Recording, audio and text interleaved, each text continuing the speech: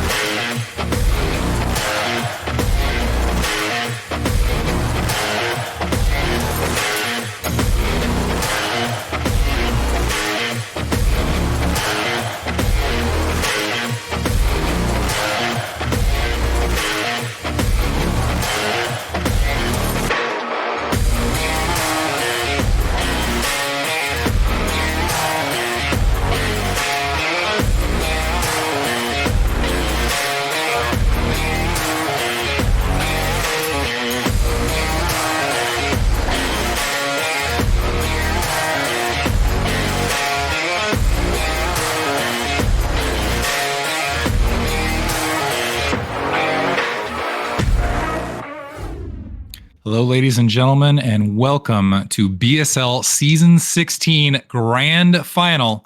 We are going to have an epic match against Mihu and Bonyth, two incredibly special players. And I am joined with caster, commentator, player extraordinaire, Nyoken. Man, yeah, I'm very excited for this series. Of course, it can't be a BSL Finals without Bonyth, man. That's what the B stands for, actually. He's in the finals again. You know, I was looking at his history. If he was to win today, that gives him 7 championships. There's only been 16 seasons, Diggity. This man, he would have won almost half of BSL, but he's going up against the new, maybe potentially soon-to-be king, Mihu. He's won 2 out of the past 3. His Terran looks impeccable. This is going to be really tough. I think it could go 5-4 either side. I'm actually almost expecting it to go to game 9 because you have on one side Bonyth, who's known for his extremely strong. People, when they think of Bonyth, they think of Reaver play, they think of his incredibly strong versus Terran play. And then on the opposite side, you have Mihu, who, when people think of Mihu, they think of how incredibly strong the 4-fact play, other style of builds he has versus Protoss, where he just decimates Protoss over and over and over again. Mihu, of course, winning multiple championships back-to-back and then dropping a season. And now you have Bonyth, who's the back-to-back winner. It feels like every single season he's in the finals. Thus far, I will say it looks like the overall score is 4-1 this season in Mihu's favor. So I am going to say that I think Bonyth has his work cut out for him. It's definitely going to be tough because, you know, in the match we just had last week, we had Mihu versus Dawid. Mihu still took the series. It was very close, though. 4-3. What's going to make this series the most interesting, though? Dawid played Arbiter every game. When was the last time you saw Bonyth build an Arbiter? Yeah, I can't think of one. It's going to be a completely different style this time, and I wonder if carriers are the actual answer to how you take down Mihu.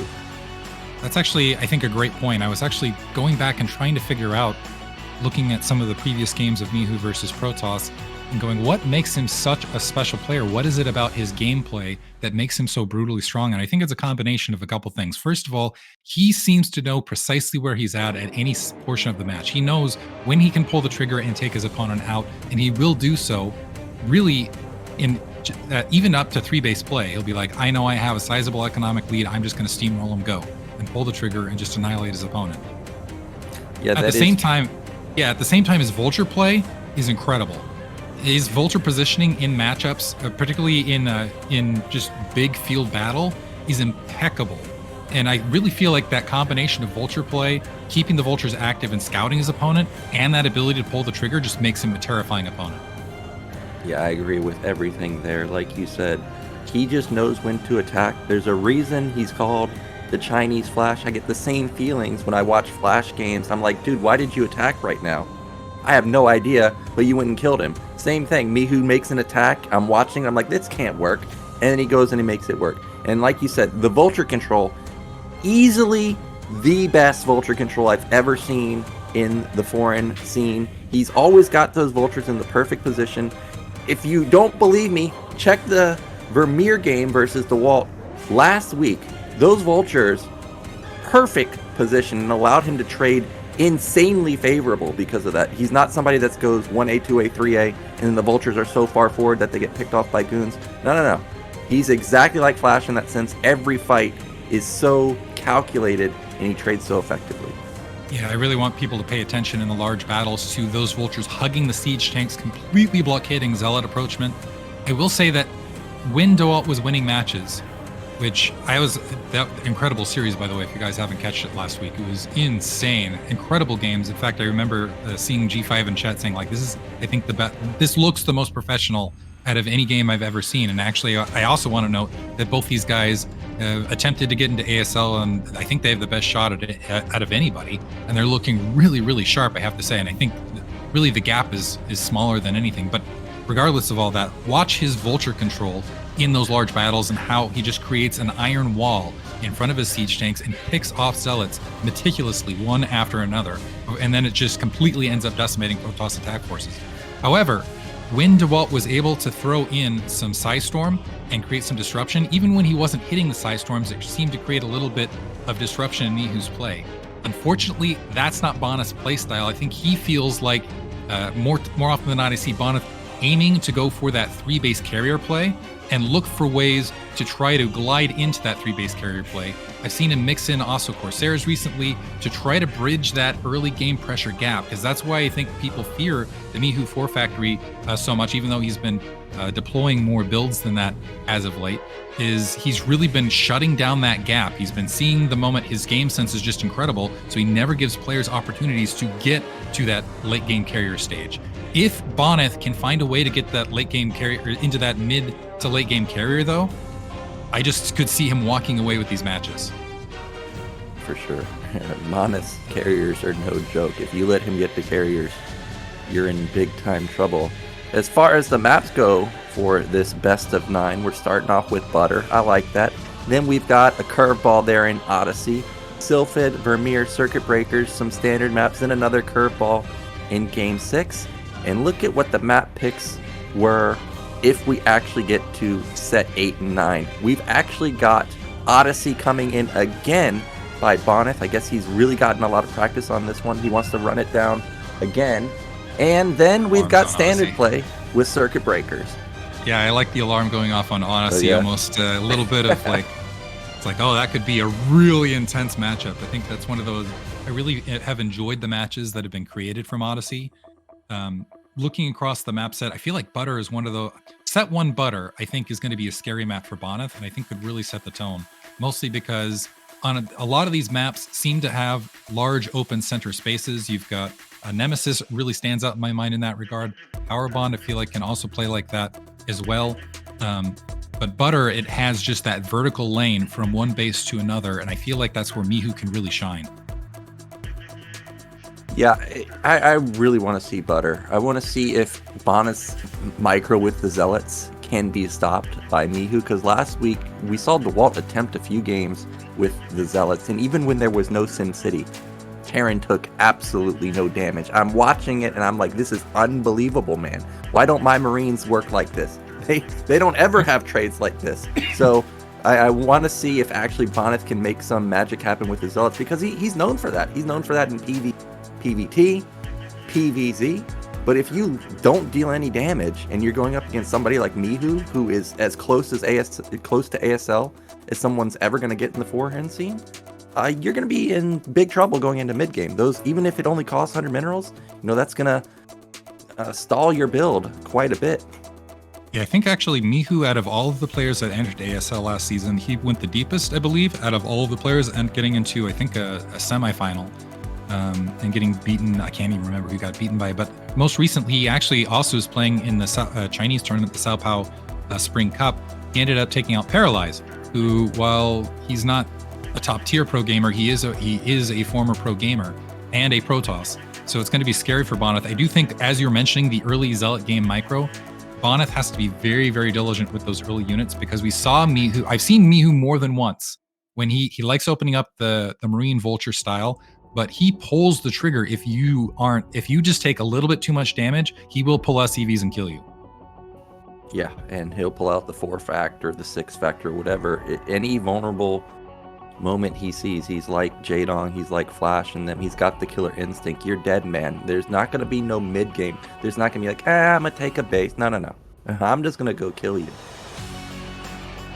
That's actually something I think that makes Mihu such an exciting Terran.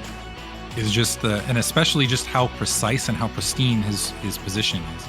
I am going to be curious if we're going to see Bonyth go for it. He's been kind of experimenting with early Corsair D-Web sort of style. Unfortunately, I feel like that works against more Terran that have trouble positioning Goliaths towards the front or end up getting basically having some difficulty with troop positioning, and I have not seen Mihu struggle with that. So I'll be curious to see, one, if Bonyth attempts it, and two, if he attempts it, if he can make it work. Yeah, I'm also looking forward to the D-Web. And there we go. That screen means we're ready with our first set. This is the finals. It is Mihu versus Bonyth on Butter.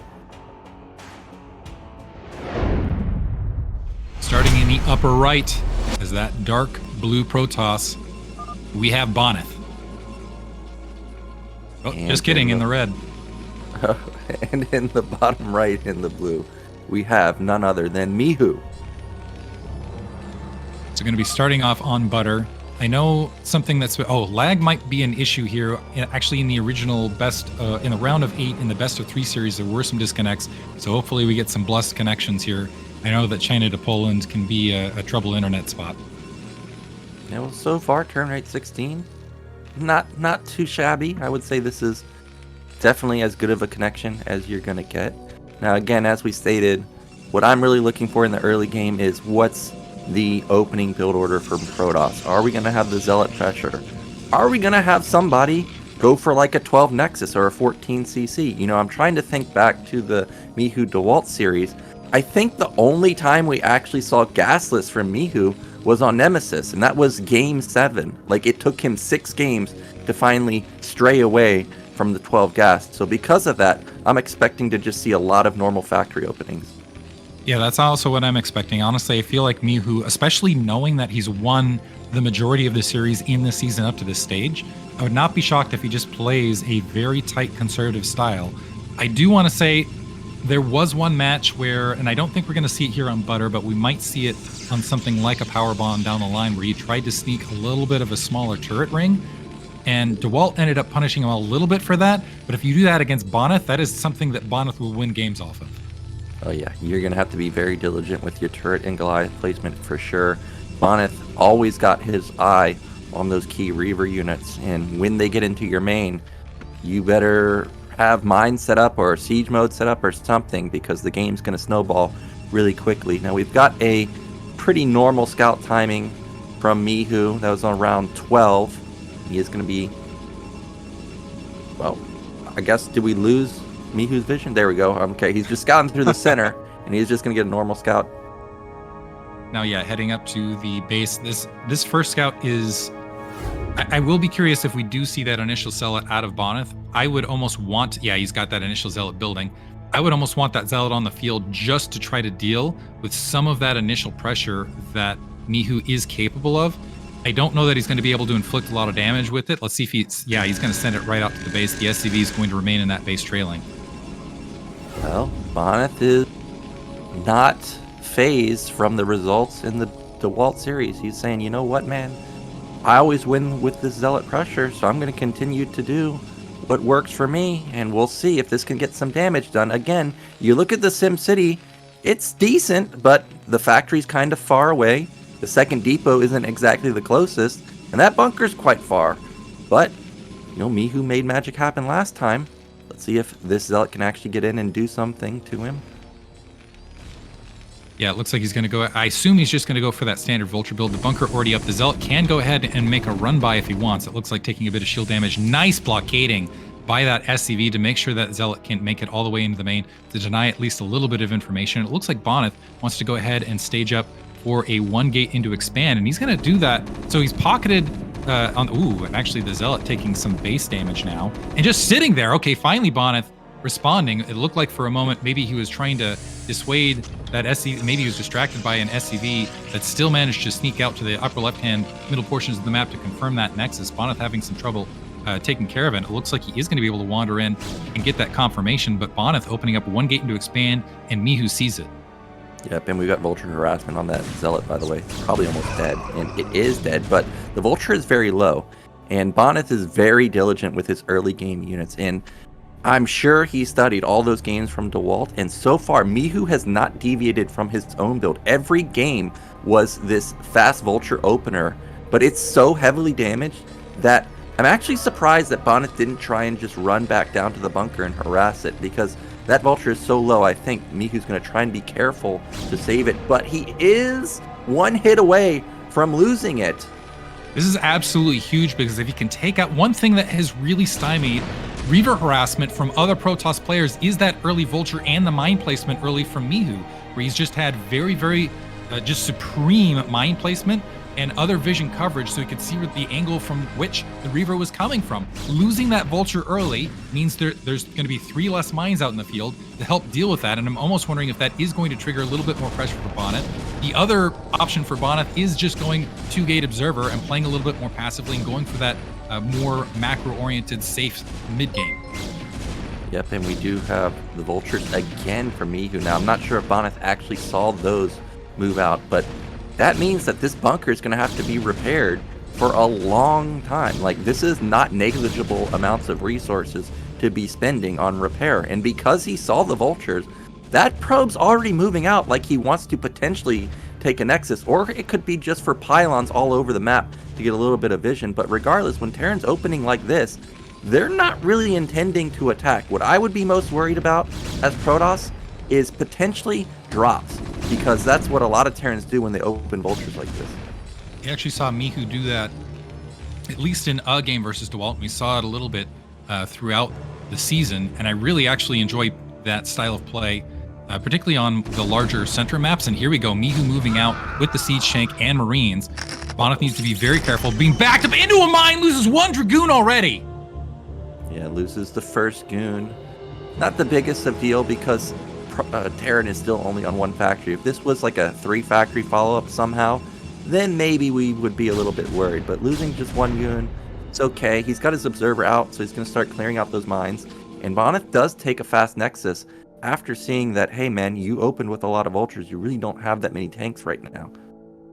All right, let's see if Bonyth from here tries to just go for that, what he's known for, and make that transition into carrier play, or if he's going to go for maybe that Corsair D-Web sort of thing. A Vulture able to, able to get to the natural expansion, at least able to confirm some probe saturation there, not able to get in the main to get any additional confirmation. But Bonyth at this stage, yeah, just sitting on those 2 gates, getting the 3 base up and running, has revealed nothing as far as I can tell. And it looks like he wants to wait and see what his opponent's up to, has wandered in with that Observer, is seeing what looks like a second factory just now being added. And I got to say, it looks like Mihu on his side is playing for the long game as well. Yeah, everything looks very normal here. He's laying mines, laying turrets. He's got his armory coming up. And one thing that I didn't see was I didn't see an academy anywhere. Now, playing Bonyth, you probably don't necessarily need to rush scanners, because it's likely he's just going to go carriers anyways. So Mihu may already suspect that, hey, I know who I'm playing. I don't necessarily need to scan. But if he's going to go for like a 5-factor or 7-fact timing, those factories need to start being built pretty soon. Otherwise, he's going to be facing 3-base Protoss, probably taking a 3rd base himself, but that's going to allow Protoss to get into those carriers. Yeah, and we'll have to see. We see 2 additional gateways being popped on. I will say Mihu's Vultures have been completely stymied up to this stage. He's gotten a little bit of vision from the mines along that right-hand side. He's just now wandering up, finding that 3rd, is going to be rejected because of that pylon wall. The Vultures have not done a lot for him, and he really actually, the other critical thing is oftentimes Mihu, he's going to cycle all the way around the upper left. I think the other thing he likes seeing is actually seeing the probe saturation to know where he's at in the match. I almost wonder, okay, we do have 4 factories down now, but we didn't see that earlier 2nd factory and that earlier 2nd machine shop, so I have a feeling Mihu is going to play towards 3 bases here. Yeah, we may see 3 bases. We see the starport coming in, so that signals that this is not going to be an all-in the sense that he's going to go 1-1. He's actually going to get 2-1. This still could be a 7-fact, though. Like, we could see the factories get built. 7-fact is very strong versus carriers like this, especially versus 3-base carriers, because the Stargates are so slow. So I still think that's on the table for Mihu. We'll wait and see if an actual command center gets built, but I actually think this could be a 7-fact Diggity, because I see the 5th factory has now started. You're never really needing 5 factories to actually take a 3rd base. Like, that's overkill. So I think we could have just a 2-base mega push with the 7-fact timing. This is one thing I've really enjoyed about Mihu's play this season, where a lot of players previously were scared of that 4-factory play, and it's something he really hasn't done all that much. He's really mixed up his plays, thrown in the +1 timings, he's thrown in the 2-1 timings, and here, yeah, we see that 5th factory planting, which most certainly means he's going to get aggressive.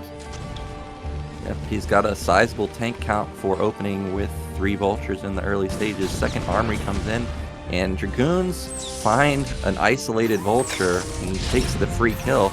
Oh, that's a big hit. That hit like 3 out of the 5 goons, and that may allow or may trigger Mihu to feel confident in his push. He's still pushing, and this isn't really like he doesn't really have that many units, so I'm not sure if he's expecting to kill here, or if this is a contain or what. I'm almost wondering, yeah, if this is a positional play where he's going to try to open something up where, look, so in the meantime, Bonyth moving up to maybe go for some Zealot Bonds on top of this. I do want to say Mihu's been fantastic at shutting down this exact sort of drop. Moving in, the Dragoons moving from the north. It looks like they're going to harass those SEV trying to build the turrets. The Zealots now dropping, a Reaver amongst them, not able to get the drop. The front lines have been decimated, however. There's now a group of siege tanks being swarmed by Dragoons, but it looks like there's too many siege tanks at the moment, and Bonyth going to have to back off. And it looks like, if you look at the supply counts in that exchange, initially going into it, there was about a 10-15 supply lead for Bonyth, and that is completely flipped. Now Mihu with the supply lead. Wow, I can't believe that attack actually worked. The Reaver got off 0 shots in that engagement. Think about a Terran's build right now. He's going 5-fact with the starport. He just put down a science facility. He just put down double armory. And remember, he opened with 3 vultures that pretty much just instantly died.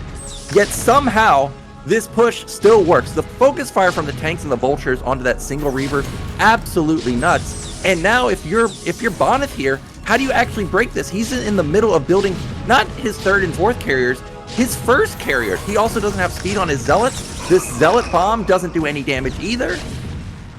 Yeah, and you can just see that Vulture positioning on the right, completely annihilating that Zealot before it was even a factor. The Vulture's careening out to the front, going to wipe out that natural expansion. I gotta say, this is looking over. The Zealot's now trying to charge while the Vulture's out of position. Looks like one of them able to get a siege tank, and it looks like Bonyth might have been able to crack at least the siege tank lines, but the Vultures still remain, and we have reinforcements making their way up. Yep, where the Vultures are just doing so much work, shredding through so many Zealots. Also dealing a lot of damage to the Reaver, and that one falls. We've got reinforcement tanks and Vultures. The natural has been breached. Bonyth, I don't think, has been building an excessive amount of probes, so losing all those probes, even if he transfers, I think he's going to be, undersaturated in the main and natural, and now we still got those tanks just dealing a lot of damage. This natural may actually be shut down. Wouldn't be shocked to see Mihu move up with an SCV as well to repair some of these siege tanks. But yeah, with that natural expansion shut down, you have 2 base. Also, it looks like Mihu grabbing a 3rd base of his own. It's not yet saturated. Closing the gap between the main and that 3rd. We do see that carrier switch coming in, but Goliaths were already out in the field. And I don't know that Bonyth has the economy to deal with what Mihu's throwing out anymore. Oh, he's got a Reaver still, and he blows up both of the tanks, and now the Reaver can reign supreme on these Goliaths.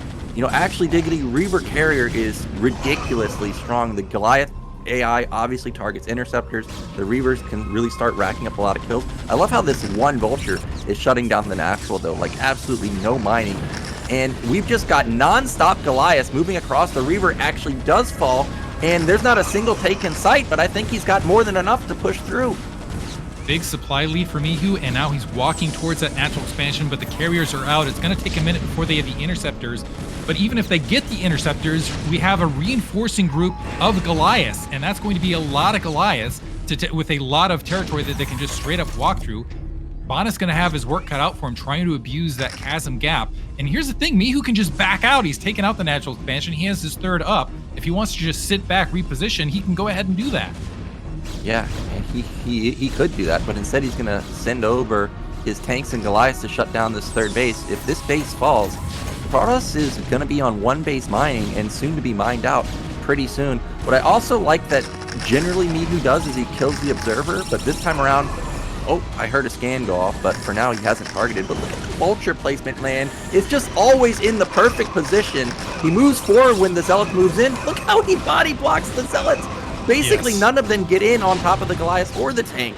That's really what sets apart a Mihu engagement versus another Terran engagement, is he just makes those sort of engagements brutal. The Dragoons just have to sit there and wait. More vultures making the way up. It looks like those siege tanks are just going to be sacked, or sorry, the Goliaths are going to be sacked to the left as they're in, along with that siege tank, as they're engaging the carrier fleet.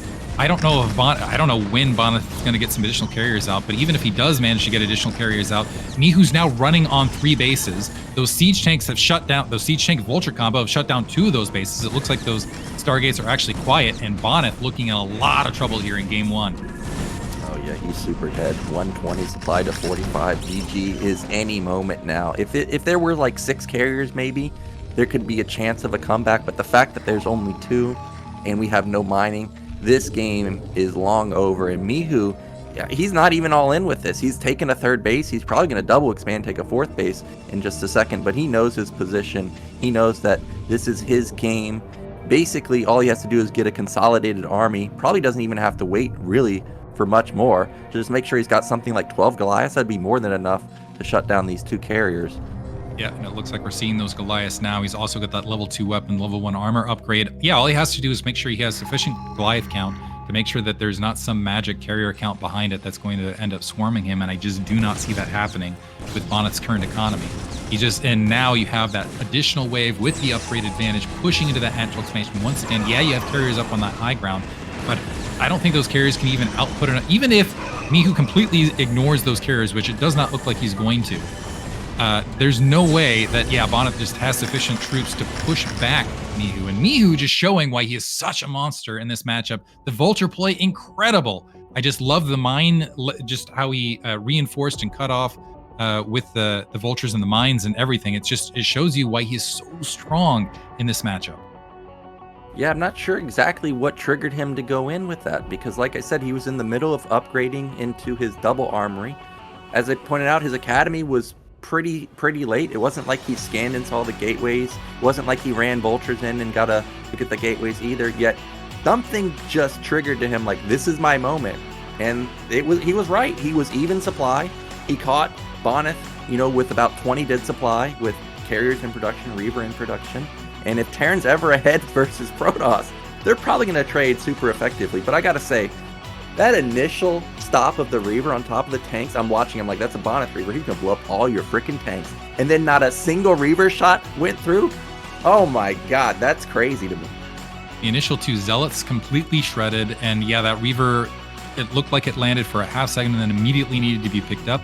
And by then, the Dragoon lines had already been decimated. They just completely had to back off. That's something that's just, it sets Mihu apart. It really does. And that's why, particularly on maps like Butter, where you end up with, where you don't have opportunities to kind of engage from multiple angles, where you have that single lane of engagement from either going vertically or horizontally, it's just so difficult to beat him. And it just opens up a lot of Mihu's killer instinct. And it's got to be, if I was Bonyth, I'd be sitting down like, okay, what do I do against this? Maybe try to mix it up with DT drops, something along those lines. I'm almost wondering if Bonyth is going to try to draw back and go for a more concentrated, quick Reaver harass, knowing that just going for the standard 3-base macro to macro, that it's potentially a losing scenario.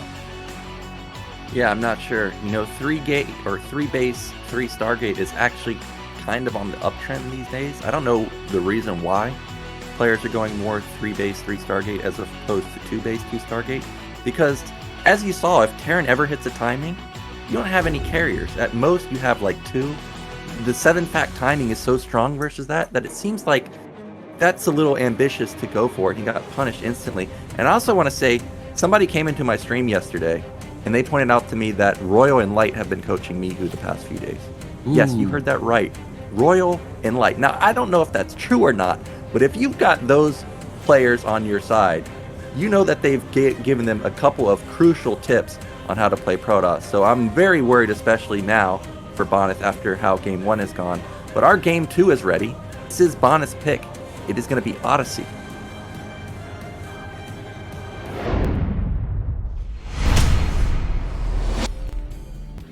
Right, starting in the upper right-hand corner as the blue Terran, we have the great one, Mihu.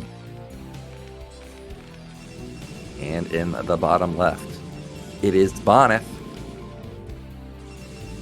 Odyssey, one of these really interesting maps. Do you feel like that protected natural ends up favoring, it is a huge factor where it ends up favoring Protoss because they can be, they don't have to worry about that rear expansion? Or do you feel like because there's that plateau where that temple ends up becoming a risk, that it becomes kind of a center of concentration as a result of liability? I'm kind of on the fence here. Generally, when I look at this map and I think, okay, this is just a back base that can't really be harassed, I think to myself, okay, this has to be Protoss favored. But at the same time, when I have watched games where players do commit to multiple dropships, like they load up 2 tanks, 4 Goliaths, when you've got the Goliaths heavily upgraded and you actually are paying attention when the drops come in, you know, those shuttles die really fast and you can shut down the base pretty easily for, you know, it's not necessarily a cheap commitment. You know, tanks and Goliaths are expensive and dropships are expensive too. But Terran also has a fortified base in the back, and if you're able to solidify that while also shutting down your opponent's base, I think it could give Terran an advantage slightly. We do have another 12 gas opener from Mihu, and we do have another typical opener from Bonyth. Something that I do want to mention though is both games, Bonyth has really not scouted at all. So right now in the early stages, he's really heavily prioritizing just getting his income going. I will say that one thing I do like about this map for Terran is because you do have that protected natural where you can kind of scoot back and move the SCV into those rear lines. It becomes one of those factors where it's a lot more challenging to deny that SCV scout until you get the Dragoon just well in position. And even then, if that SCV maintains a lot of early health, it can go ahead and suicide to get the scout into the main. Looks like Mihu is going to go ahead and move that SCV and be able to at least see the initial situation as he's kiting in now. Yep, we do just have another normal opener. And by the way, I don't want Science Vessel to think that I missed his donation. He hit us with a critical $200 donation. Thank you so much, man. That puts us even closer to our BSL16 goal.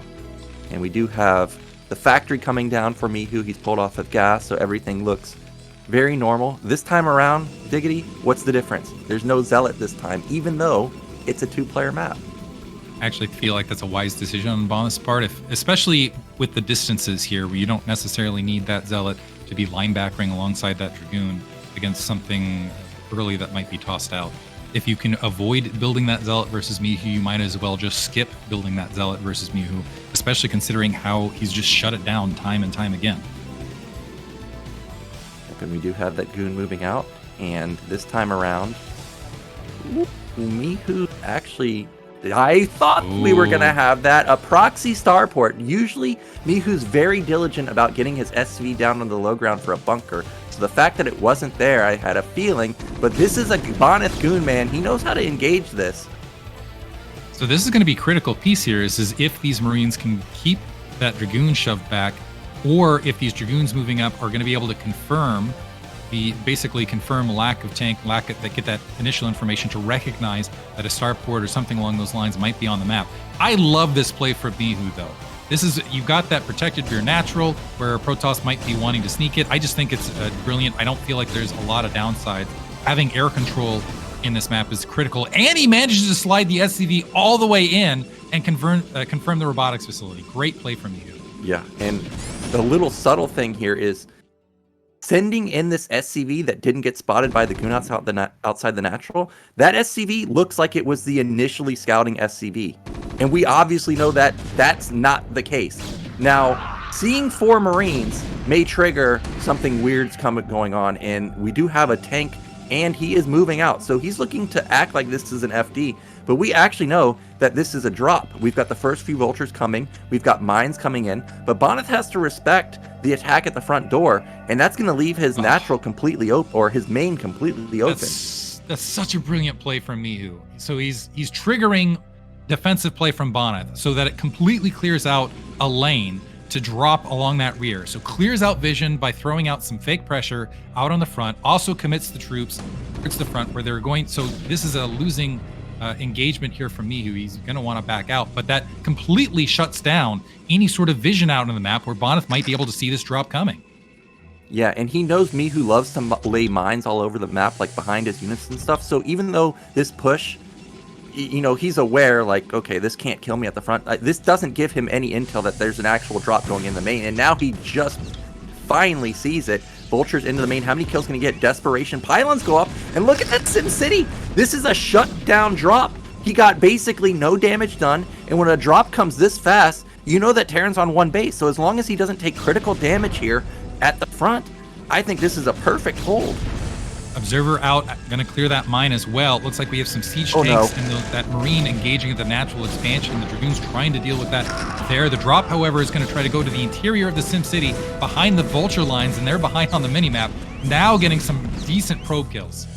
Yeah, he thought that the drop was shut down, but all that really happened was Mihu repositioned them in the main, and because of the pylon walls, the goons can't actually get in anymore. So this vulture drop that was initially shut down, basically with no damage taken, all of a sudden has racked up so many kills.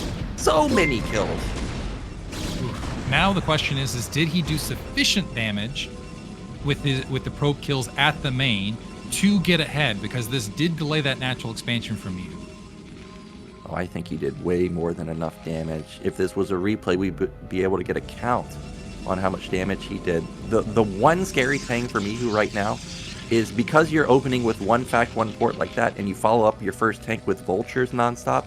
Right now, if we look at what Terran's defense is, I wouldn't be surprised to see no bunker, no marines, and just one tank. But Protoss has like 8 goons, so this could be a strong timing. There's also no siege right now, so there could be a moment of vulnerability, but of course, Bonyth doesn't know that just yet, and by the time he does realize it, siege may already be ready. Also, by the time these Dragoons make it across the map, it might be 3 siege tanks. Group repair might be able to make the difference. The Vultures continuing to harass. The other problem for Bonyth actually moving all these Dragoons out of position, if the Vultures manage to sneak their way back to the 6 o'clock location, they still might be able to get some additional harassment done. But Bonyth now staging on the front, has cleared the mines, there's 3 siege tanks and vultures there. He's moving in, wants to get the focus fire. 1 siege tank down, the 2nd siege tank. The vulture doing a great job blockading out in the front, though, to mitigate additional damage. Yeah, we still don't know how far along the siege mode is. Right now, there's only 2 tanks. 4 goons is the magic number to start 2-shotting those tanks. There goes another one. Bonyth is crawling his way back up. If we look at supply, 72 to 57, despite taking so much damage in probe losses. Now he's racking up SCV kills. This is how you get back. Racking up SCV kills and delaying mining at the natural expansion. That siege tank still exposed, and it's going to take some incredible micro to get out of this. Now the SCVs can push back, but as they're trying to linebacker against those Dragoons, they're also taking heavy losses. This is all, we can look at the count here. This is basically all the SCVs that should be at the natural expansion, still trying to chase this down. Yeah, it seems like he just completely forgot about siege mode or didn't upgrade it, because siege mode by now should have been done easily. But instead he loses basically every tank. He may even lose another one. He's going to try and do a mine drag. Now Bonyth does lose a lot there, but he got a lot out of it also, and Terran is still just on 2 factories. But look at the vulture drop in the main, shutting down the probe line again. Oh, and the Zealots there at least going to be able to blockade, but that's some nice counter damage from Mihu to stay in this match. However, I do think at the end of this, as Bonyth is taking that 3rd base, that I believe Bonyth may have done more critical infrastructure damage to Mihu than he suffered on the other end, because that was what, I think about 6 or 7 probe kills at early stages versus what seems like a completely empty natural expansion for Bonyth, though I'm not sure. Bonyth continuing to move those Dragoons across the map, though, which I am shocked considering the consistency of Mihu's drops that he has moved this out. But never mind, gonna catch the dropship midfield and takes it out. Yeah, and that's a big loss. At this stage in the game, you never want to be building a dropship when you could be building a tank. They're basically the same value, but vultures run in again, and he's going to get even more damage. These vultures are really salvaging the game for Mihu. Like, that counterattack from Bonyth did devastating amounts of damage, but these small counterattacks are just allowing Mihu to not be out of it just yet. Now, there was a shuttle with those goons, so Bonyth may still be trying to go for a bust, but this feels very ambitious. However, he finds the opening. See if he can get some damage done with it. The Dragoons going ahead and pressing forward, pinning some troops. Oh man, dropping a lot there. The Dragoons trying to engage that bunker on the front while the Reaver and Zealot do damage. They pick out that siege tank at the rear. And that is going to open up potentially some drops here at the natural. Wraith is out, though, engaging that shuttle, and it looks like that Wraith has taken the shuttle and the Reaver out. Yeah, the patented Mihu Wraith. Last season, he was all about that Wraith and laying mines in position, and this time, we again see it clutching the defense for him. And his supply is now basically all but caught up to Protoss. Protoss does have that back base running, though, so he is on 3-base econ. But if we look at the key buildings for Terran, Terran has 5 factory now. And we saw what he could do with 5 facts last game. This could trigger another timing attack, even though he's lost a lot of tanks.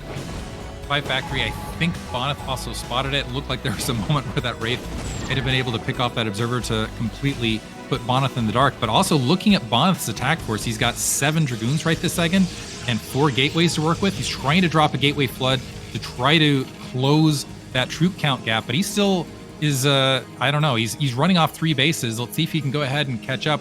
More drops moving out, though, while those 5 factories are producing troops. Yeah, I'm happy to see those buildings in the main are gateways and not stargates, because you know that the 5-fact timing is coming. If this were stargates, this game would be 100% over. There would be no way in hell that Bonyth could ever stop a timing attack. But that drop, like you said, is out on the map again, and we've got another 2 vultures going to be unloaded into the... Oh, actually, it's going to be double tank with 2 vultures. Now, remember, the shuttle died. I don't know if actually Bonyth built another shuttle, so this could not only be dead probes, but also just flat out a dead Nexus. Vultures deal a lot of damage to buildings, so this Nexus could die really quick. Yeah, I think Bonyth recognizes that's a dead Nexus, and he's going to have to, well, so now moving a Reaver out. Might be able to evict this with his just incredible micromanagement, but certainly losing a massive amount of mine time at a really critical stage here, where he wants to have that troop production to go ahead and deal with the factory count that's going to flood him in a second. He saved it. That's critical. But if we look at the supply, it's still so even in the open. There's an opening. There's a vulture drop there too. He gets into the main and the natural. Who is this man? Is this Chinese fantasy? I don't know if this is Flash anymore. This looks exactly like how fantasy plays. Yeah, that's you read my mind. I'm like, this looks like fantasy style dropship aggression, just being absolutely everywhere on the map consistently. There, no probe is safe at any base right this second, and now Mihu moving out. Oh my god, the multitask is absolutely nuts. Like, every couple seconds I'm looking at the mini-map and there's always probes being transferred from base to base because there's just harassment everywhere, and like, everything is going wrong for Bonyth. He's still even in supply, but like I've said before, even in supply is a losing scenario for Protoss unless you can have some type of miracle engagement. If there was like a Zealot bomb right now on top of those tanks, maybe he could save the day. Here comes a Reaver though. Oh, but they hit a mine. Eats a mine and gets wrecked. And honestly, there's just, I was looking at the Dragoon, the just raw Dragoon count versus the siege tanks there, and I'm like, this is not a winning battle. A shuttle that I don't know that it even had. Okay, it's got a Dragoon, 2 Dragoons, and a Zealot trying to defend that. It looks like it is going to be able to clear it out, but that's still sending probes scattering while those factories are running. Mihu now closing the gap at the natural expansion, and Bonyth is scrambling to just defend his territory. Oh my god, the multitask is absolutely ridiculous. And despite shutting down the drop, he's now killed all of the Reavers. You know, when the goons both unloaded, that means that there was definitely no more Reavers alive. But Zealots finally should get a good trade here, but he's still gonna lose all of his goons for this engagement. Mihu behind this, not all in either. He's taking a 3rd base himself. The Zealots are all going to die, and I still think there was another drop at bottom right because the shuttle just now trying to come back to save the natural. Oof, yeah, Mihu has a sizable supply lead. He's grabbing additional bases. He could honestly, at this stage, maybe even grab 2 additional bases with the troop count that Bonyth needs to grow just to deal with the constant harassment that Mihu's been leveling at him. The siege tanks continuing to grow and move forward, and Bonyth actually also needs to make sure that he preserves enough troops that he doesn't get sealed into his natural expansion. Looks like Mihu trying to draw those units back to the mines on the high ground, and another drop now at that 3rd.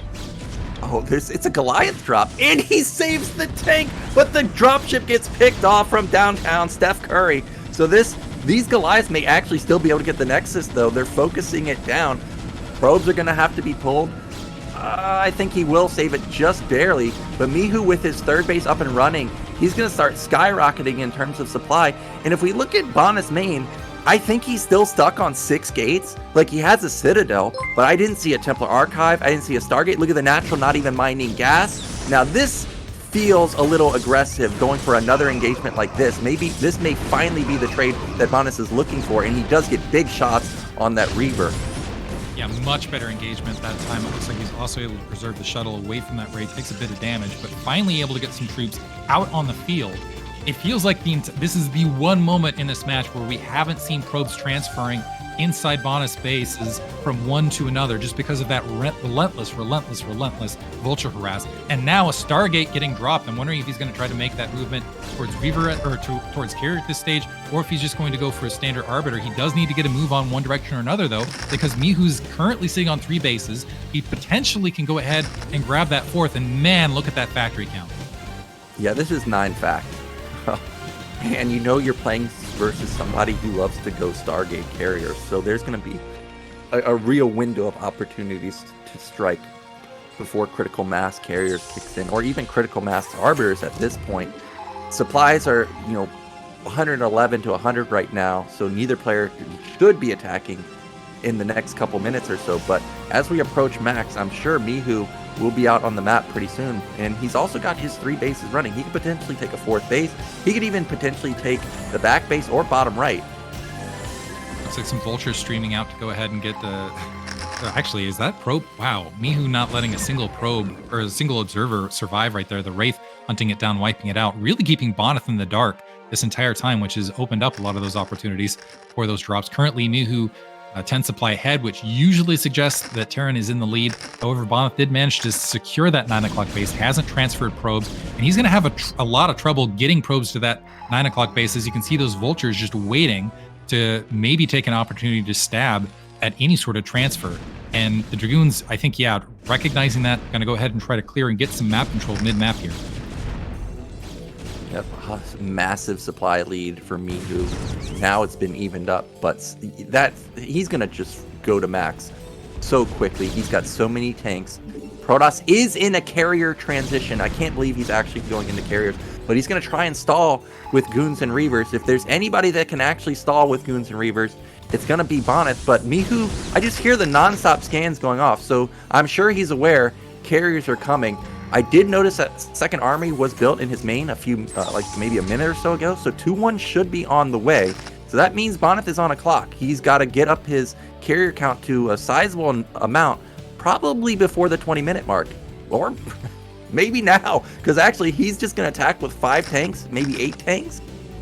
Yeah, he's got a lot of tanks moving across mid-map. He also has that science vessel. I don't know if EMP has been researched as of yet. It looks like maybe he was whether he was anticipating Arbiter play or not, having that EMP can be a huge detriment to any Protoss army, particularly even if carriers get out, shredding all of the shield off carriers and having a sufficient Goliath force underneath really makes it difficult to contend with the Terran army. But right now, Mihu winding around towards that 9 o'clock base, and Bonyth's army out of position to engage it.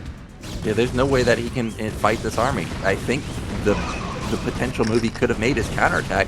Now all he's doing is moving to the left side, and there's no... How do you engage this? Terran's on high ground at a tiny choke. The Nexus is already gone. Okay, that's your lifeline right there, Bonyth. Now he's going to make a counterattack. But the problem with this is it's so late, and this is Mihu.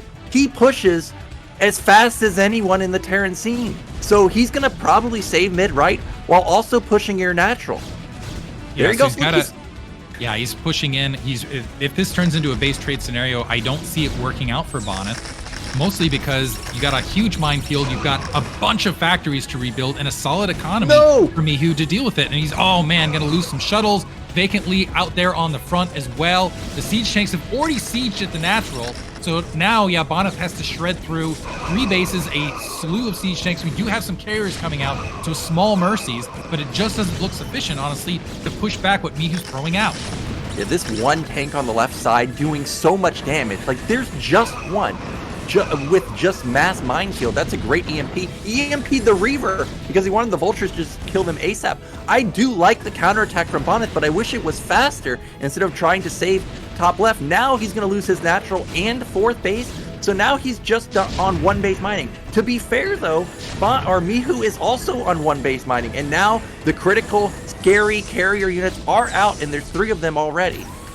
So yeah, it looks like a lot of SCVs did die at that 3 o'clock location. Mihu still, however, with the supply lead. The carriers chasing down those siege tanks, trying to wipe out as many as possible. I don't know if the Goliaths are going to swing to try to save them or they're just going to sack them. Looks like it's just going to be a sacrifice right this second while that Goliath count grows.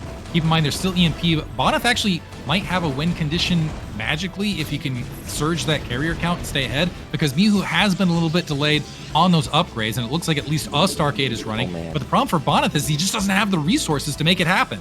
Yeah, I didn't realize that back base just doesn't have as many mineral patches as normal bases. So that base is basically already mined out.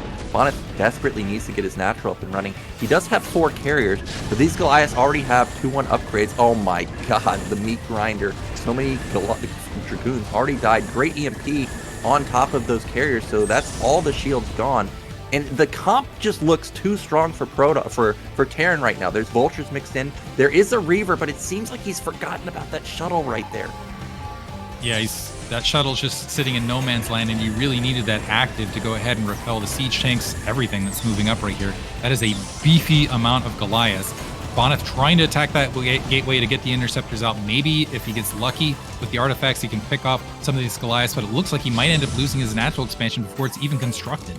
Yeah, that Reaver is gonna... Oh, I thought it was gonna get blasted. So here is Mihu. He's right on Protoss's doorstep. If Protoss does not hold this attack, this game will be over, because he's just gonna have no money. There goes the Reaver. The carriers are dangerously low because of the EMP. The Goliaths are heavily upgraded, and this looks like it's just way too much Terran. 110 supply to just 90. Protoss is basically broke. Can't even really rebuild interceptors that well. Yeah, doesn't have the minerals in the bank to even get that interceptor count up. Looks like, yeah, it's great when you have carriers over when you're in an aggressive position and you can just go ahead and engage from there. But when you're trying to defend your natural expansion with carriers, while your Nexus is under siege tank fire, that's time to call GG. Bonyth calls it right there. And Mihu with a very convincing two victories in the initial sets here. And this is looking like it might be a long day for Bonyth.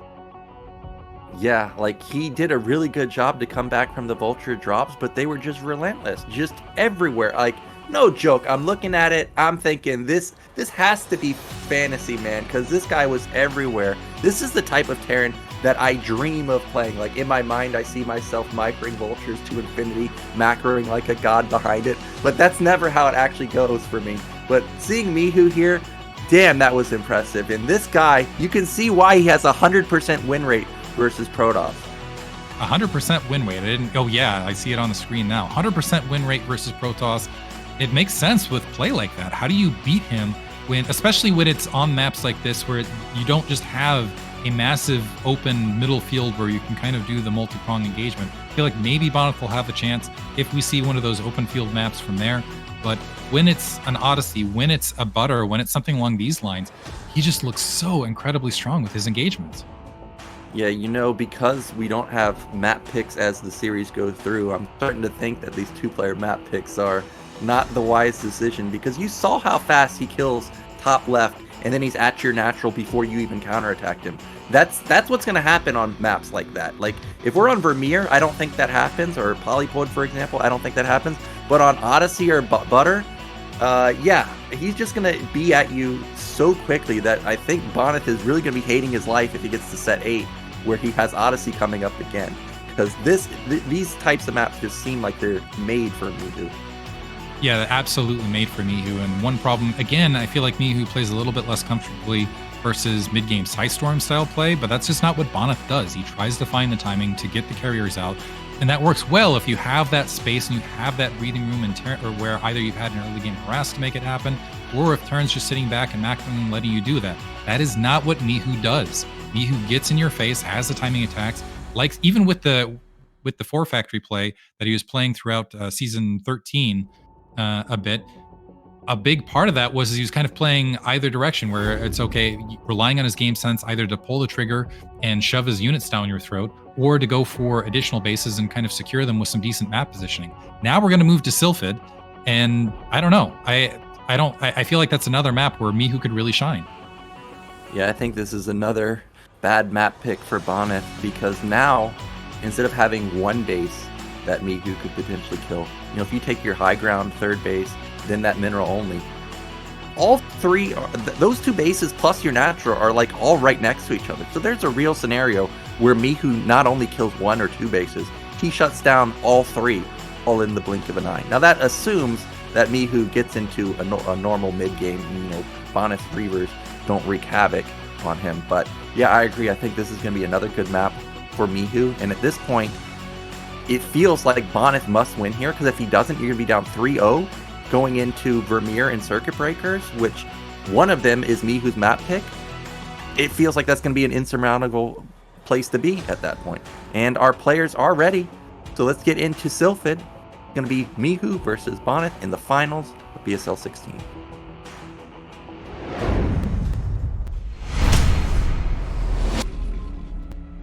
Starting at the 12 o'clock location as the red Protoss, we have Bonyth. Yep, and in the bottom left, looking unstoppable, it is Mihu. I think, yeah, that looking unstoppable. I have to say, I was wondering if we're going to have a repeat of DeWalt versus Bonyth here, mostly because I felt like DeWalt stacked up a little bit better versus Mihu.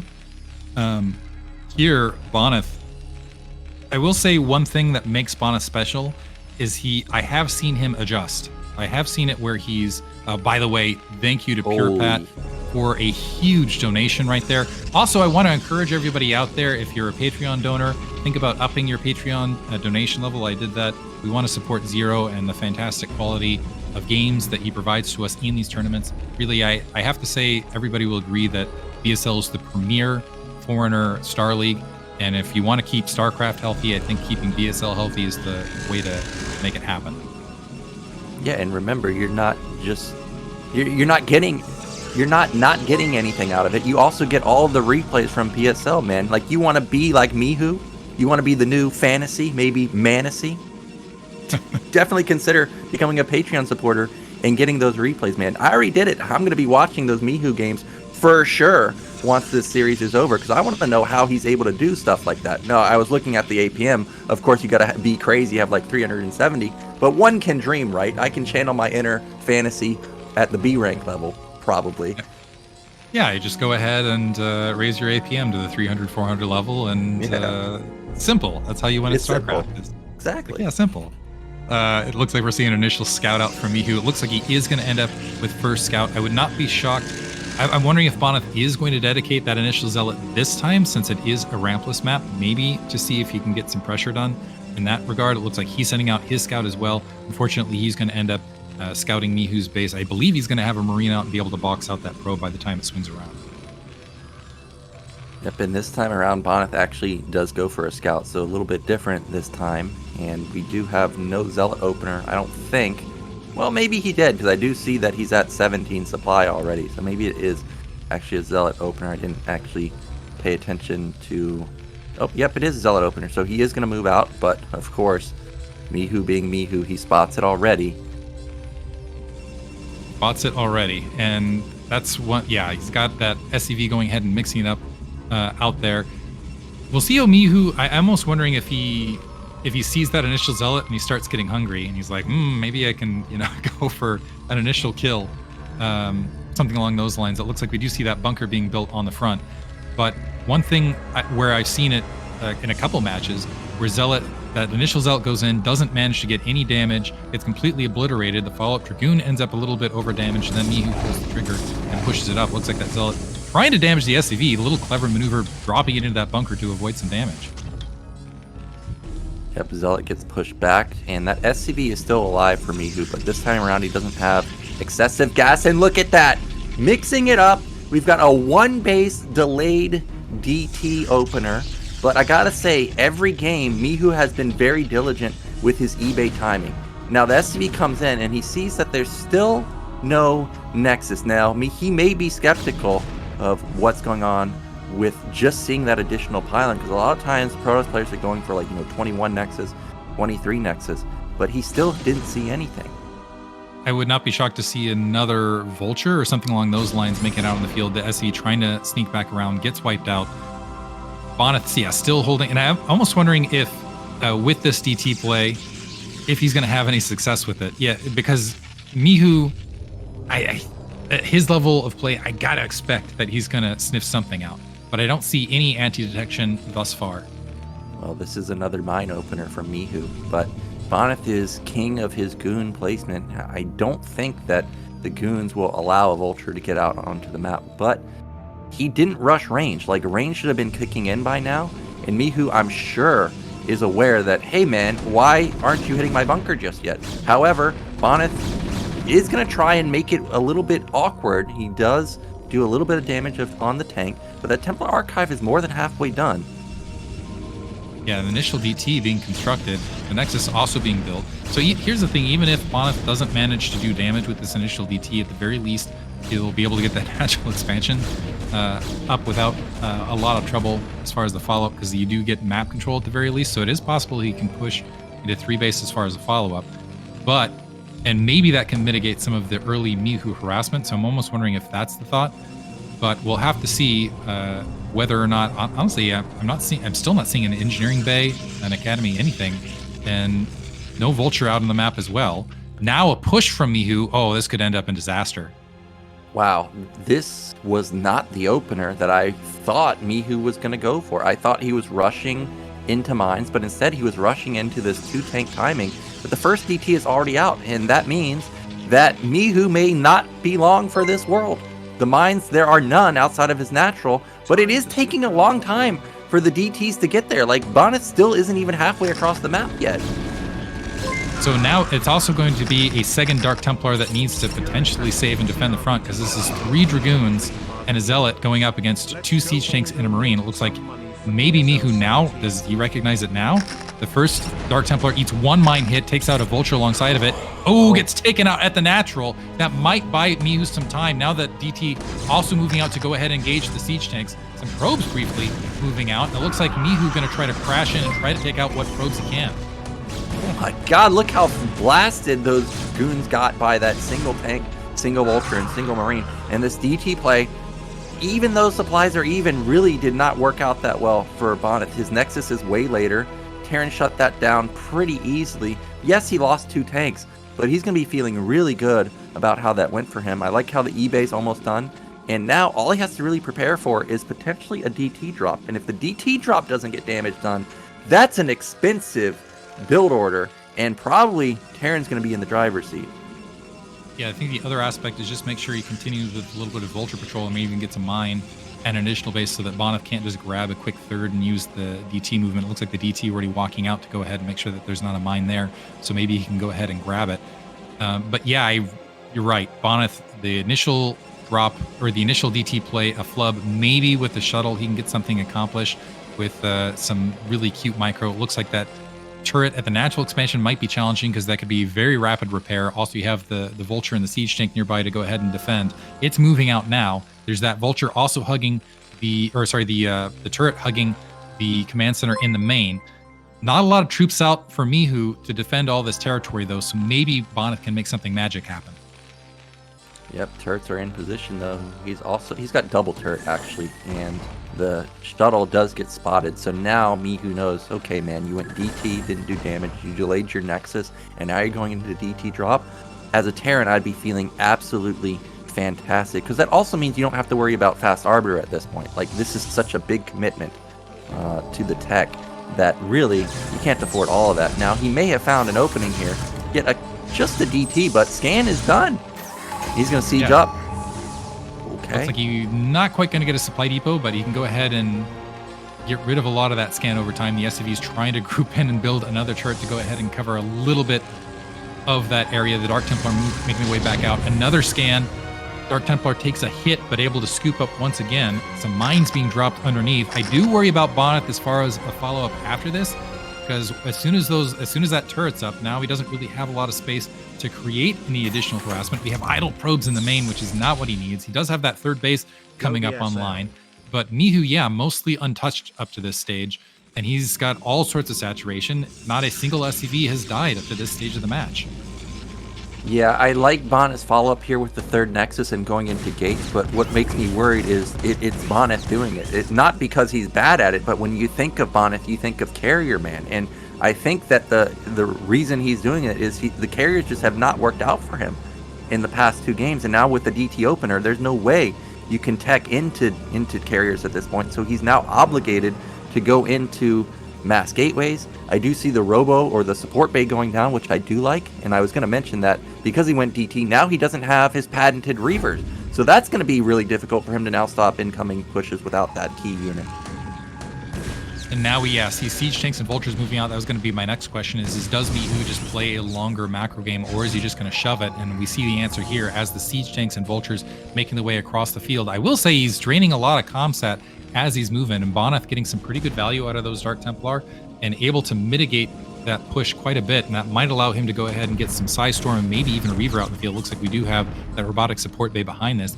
Bonyth, I assume, is going to try to transition towards that pseudo new meta with the more shuttle heavy play to try to negate some of the things Mihu's doing. But in the meantime, Mihu, having that large army that could attack anywhere, Bonyth using those Dark Templar defensively, and Mihu sneaking a Nexus there at that high ground expansion. Well, we do have Templars, so it is going to be Stormman this game, and that means we may have multiple shuttles. We do have third base coming up for Mihu. Supplies are very, very close, 110 to 108. DT gonna unload. These DTs have been really annoying, and finally we see the first Goliath moving out onto the map, but he had to blow 2 scans. So actually these vultures that are already out on the map don't have any scans available. This one DT could shut them down completely, but the cannon is about to complete. Oh, I guess Mihu's not going to commit to it. Yeah, just moving those vultures up, I guess, upon recognition. Oh, this is critical. Going ahead and sneaking into that 3 o'clock location, able to kill the probe. Let's see if he can wipe that Nexus out before it's coming online. We have a good amount of gateways behind this, but the thing with Gateway Man is you do need to be economically ahead to make that work, and I don't think Bonyth has the economic lead. Supply counts are just about even, which usually gives Terran the favor. Yeah, he's going to need to have some killer storms if he wants to take this game. Templar Man can definitely win PvP, but I don't know if it can win versus someone like Mihu, who has just absolutely the best control of his units. He did catch these vultures on the right side. There's no way that they're going to be able to escape, so that's great though. But the vultures are going to have a big arc fighting those goons. I actually see some troop movement out. I'm wondering if he's going to try to rescue them with some of these vultures with a backstab, and the Dragoons might need to be a little bit wary. It looks like Bonyth aware of it, moving some troops. He's actually, another hurt for Bonyth is upon losing everything at that 3 o'clock location. He was in the red there for quite a bit of time. A Stargate getting dropped, so it looks like we are going to see some transition to airplay for Bonyth out of this. I do want to see him try to utilize High Templar in the mid game, because that is one thing with Mihu's incredible vulture positioning. It doesn't make a difference when you just drop Psystorm over the siege tanks and catch them both simultaneously, and I think that is where Dawid was successful. Zealots getting caught an open field with these vultures right there, a couple of them losing their lives, and Mihu just being very aggressive and very annoying now. Wow, there were absolutely no Dragoons at all. So these vultures that were dead in the water at mid-right, they catch like 5 or 6 Zealots. Now they're going to finally be able to escape. 5 of them are going to get away, I think. But that was nicely done to actually get some damage with them.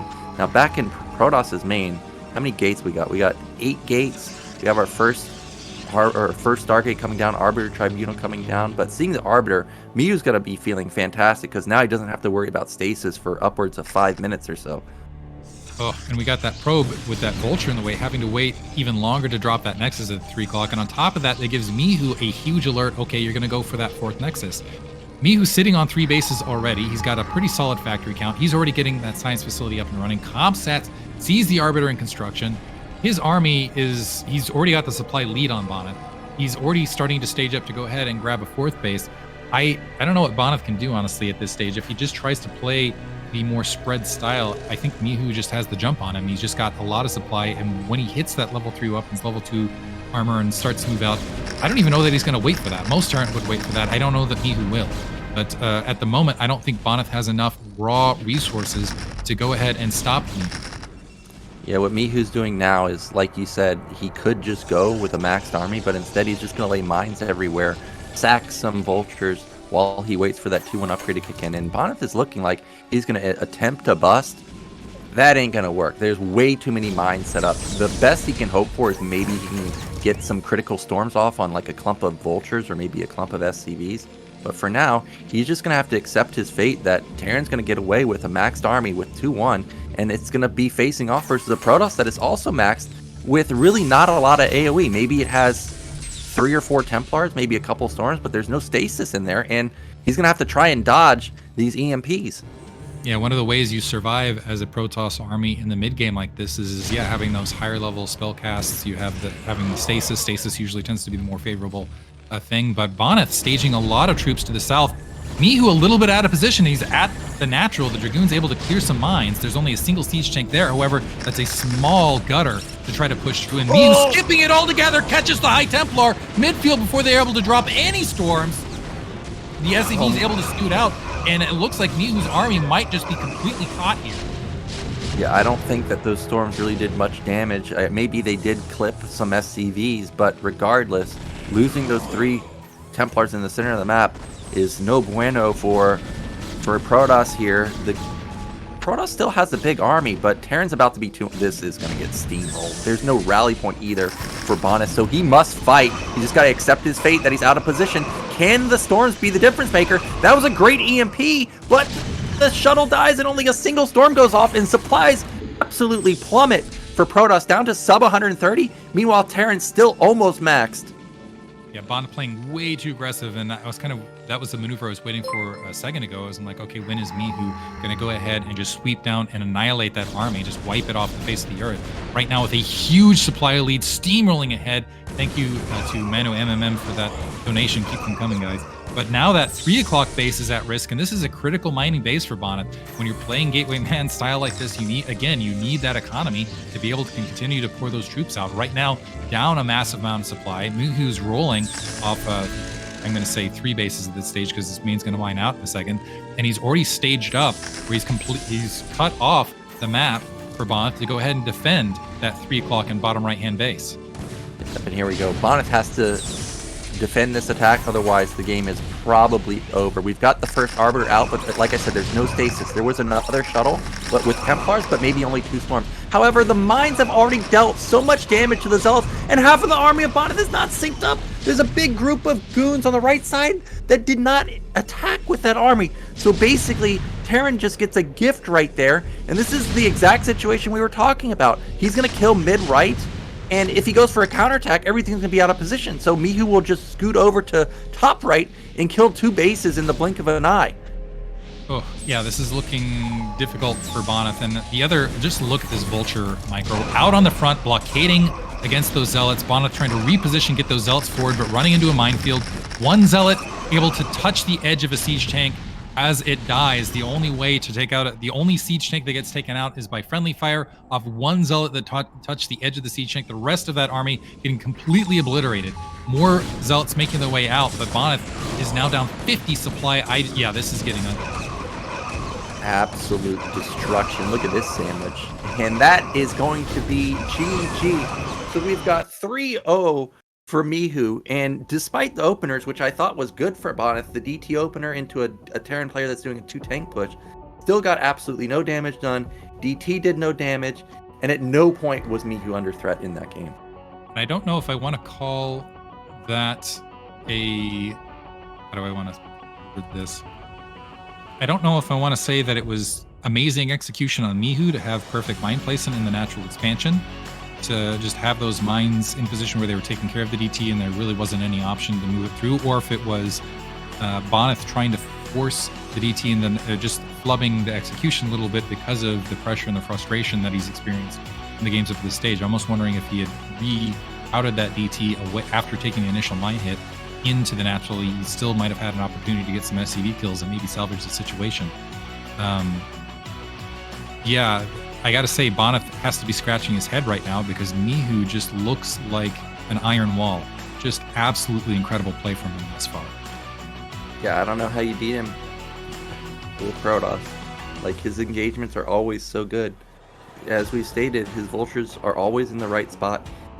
He also landed his EMP, which, even though it looks easy, not easy. Any Terran player can tell you that it's not easy. So he's in the right position, and he lands EMP, which can deal, thousands of points of damage in the blink of an eye. At this point, I just don't know what you do as Bonyth. You know, I was thinking to myself, maybe you need to gateway man with like a fast 2-1. Yes, Bonyth had a decently fast +1, but 2-1 versus 2-1 is actually surprisingly good versus Terran. So maybe that could be a condition where maybe your units are just slightly stronger than they usually are, and maybe he can plow through with that. But I don't know. But at least he's finally going to get a big map here. It's going to be Vermeer. Mihu up 3-0 in the series. Let's get into game 4.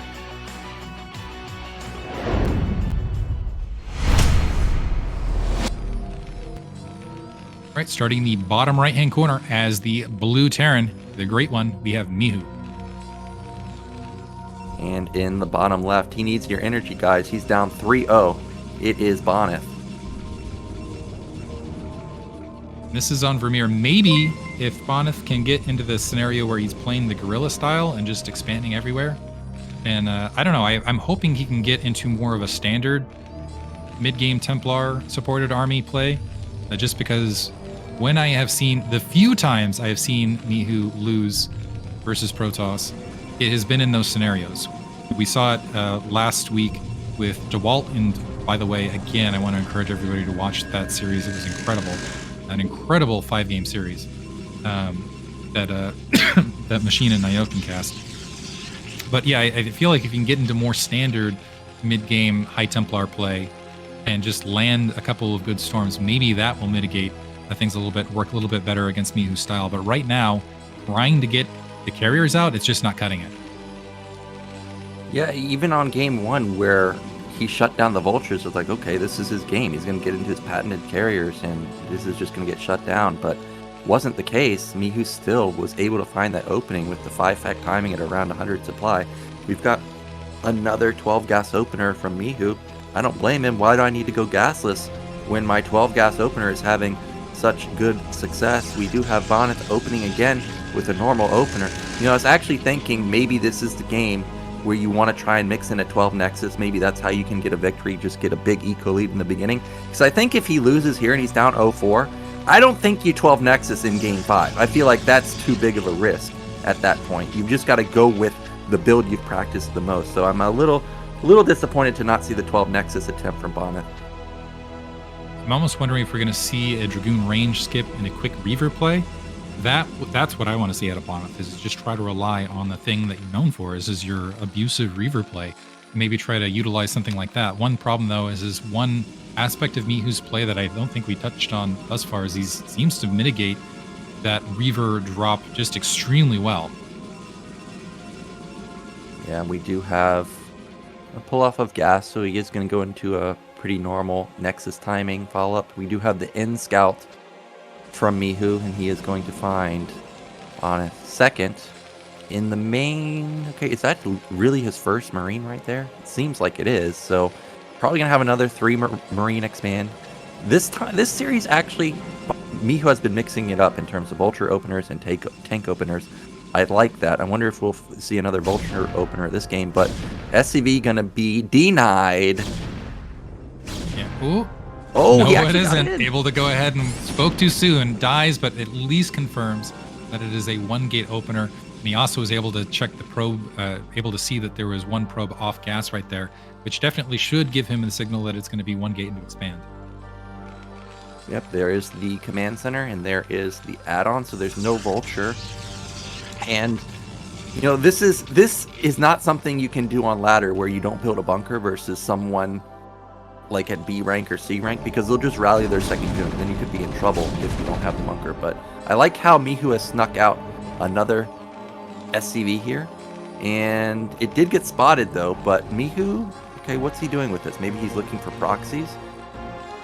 That's actually pretty wise, I would say, in a game 4 situation.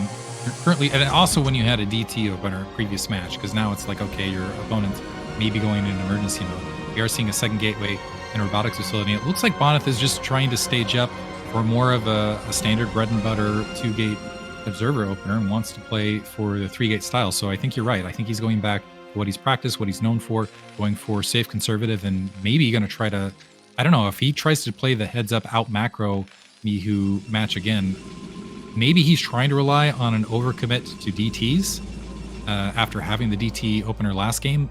I still feel like Mihu, as far as heads up play, in the macro versus macro battle has won 9 times out of 10 thus far.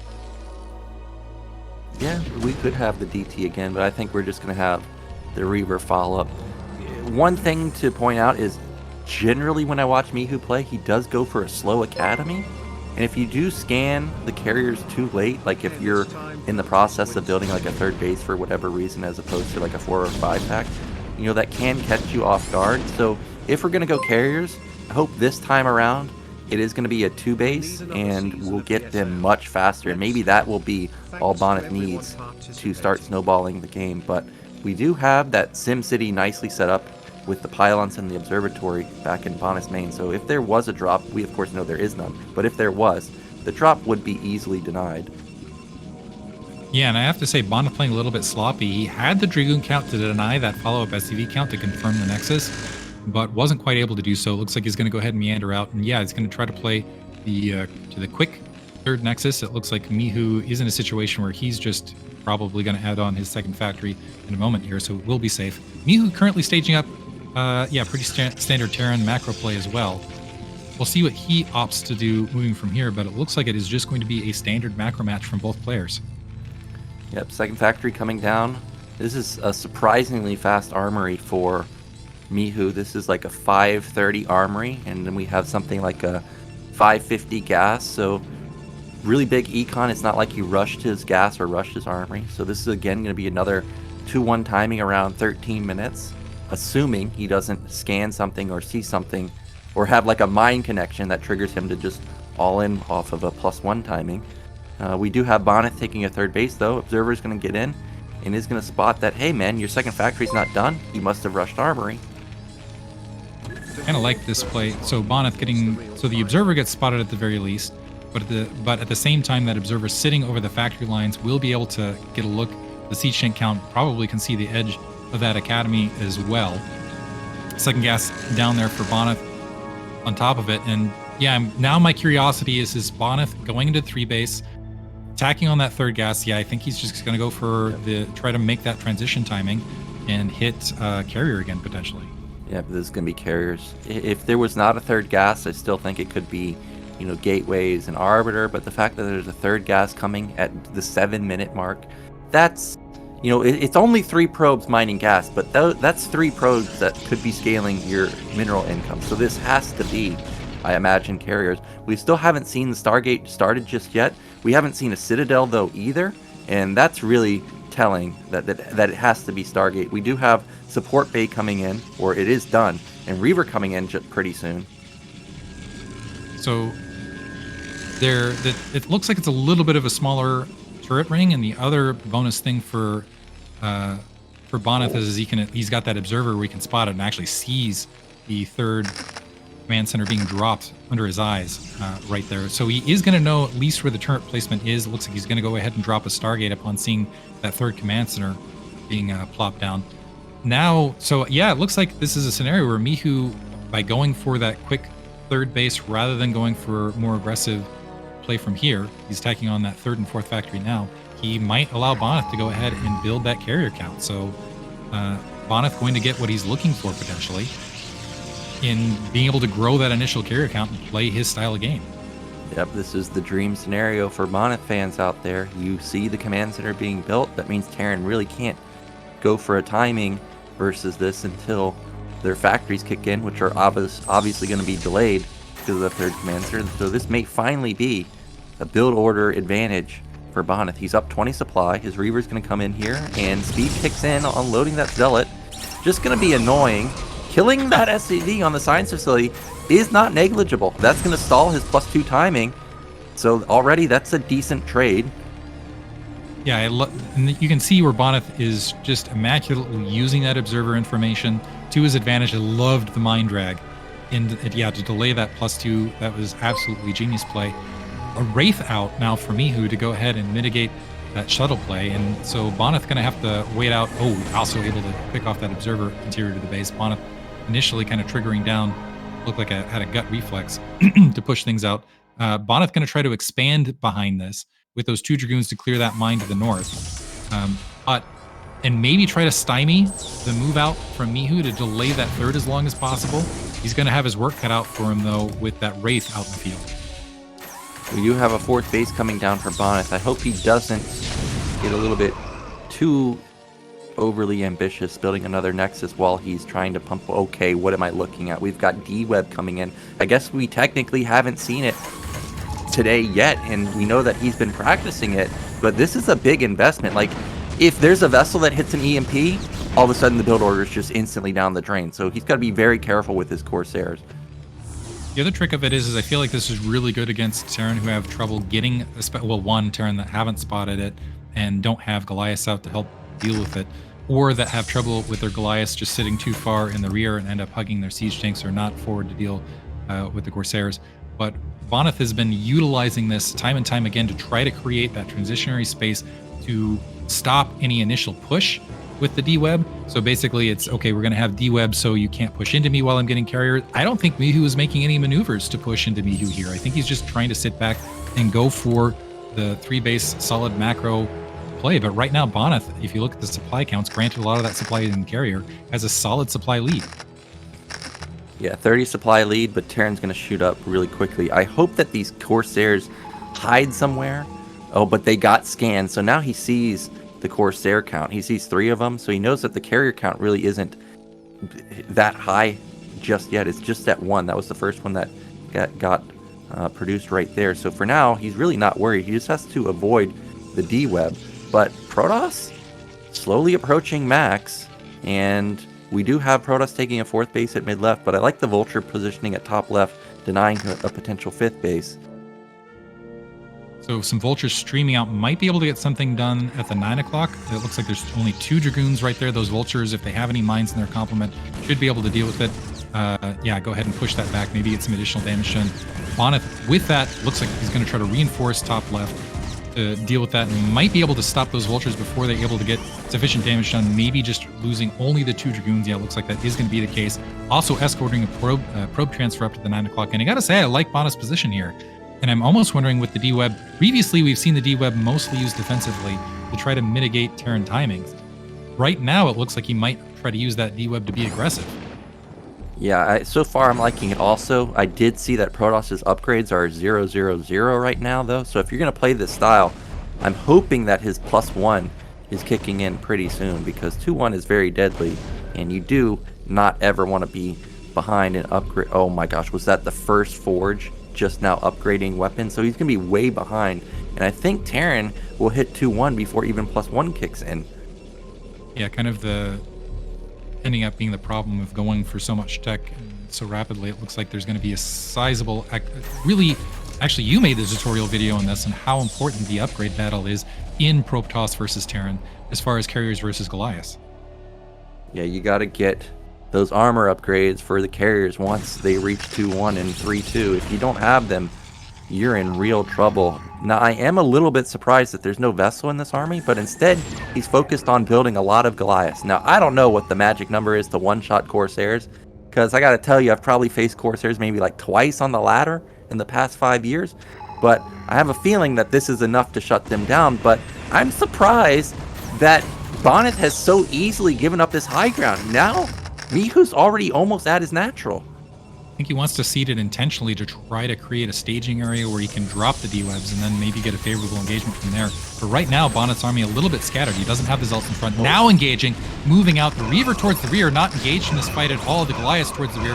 We have 1 D-Web tank, and it looks like that's it thus far. I don't see any additional D-Webs out of this, but it doesn't matter because Bonyth with the supply advantage, the Zealots able to run and get straight on top of those siege tanks. Oh, on my way with the massive tip, but look at those clutch D-Webs, man. He hit like 7 tanks with them. And you know what's actually an unintended effect of this is the Vultures that Mihu leaves on hold position. All of a sudden, he can't do that. Despite that, Mihu still traded way better than I thought. He ends up holding this position. He has a decent amount of tanks left over. But right now, the problem for him is his Compass tank Goliath. You really need a lot of Vultures in this army. I think as those Zealots are actually trying to resurface, I think that army traded a lot better for Mihu than expected, specifically because of that upgrade advantage on the ground. Something with the D-Web build that really does cut into the base upgrades. Mihu is still checking out the bottom left, able to at least kill that probe, but the Nexus is already being constructed, so it's not going to be that huge a loss. The carrier's moving back out. Mihu's still holding that southern spoke. able to kill an observer, which is going to be actually really important to reduce Bonyth's vision, so he can't just walk in, drop those D-webs, and proceed as basically just bully his way forward without any pushback. Well, this is a really scary position now for Terran because Protoss already has 5 carriers, soon to be 8, and that's when it's really, really difficult to deal with. Also, Protoss just hit their +2 weapon power spike. And you got to remember, those Corsairs survived, so there's still D-Web available. Carriers plus D-Web or carriers plus Arbiters? Way, way, way harder than just dealing with carriers, obviously. So this is a great position for Bonyth, and we may be able for him to finally put a win on the board if he can shut down this army or shut down one of the bases. You actually have a sneaky base grab in the upper right-hand corner from Mihu, and I think these carriers, a lot like Mech, are not super mobile, so he's going to try to tax Bonyth. It's like, okay, if you're going to go for all of this, I'm going to make it where you have to come to me, and that's going to make the D-Web engagement a little bit harder to execute. Problem with this base, it looks like Bonyth recognizes it, able to get some zealots in the upper right-hand corner. It looks like the Vulture should be able to clean that up without, a little bit of an over-dedication of troops. A lot of Vultures streaming their way upper right to go ahead and take care of that attack force. And that might, that's going to trigger Bonyth to go ahead and engage the Goliath across that mid-field range. Yep, he knows all the Vultures are out of position, but critically, Mihu laid all of the mines. But those Zealots still did a lot of damage, eliminating a lot of the Goliaths, and supplies are pretty even still. But the issue is that Goliath count does not look high at all. That's 8 carriers, man. So you got to be very careful, and he is going to be pushed back.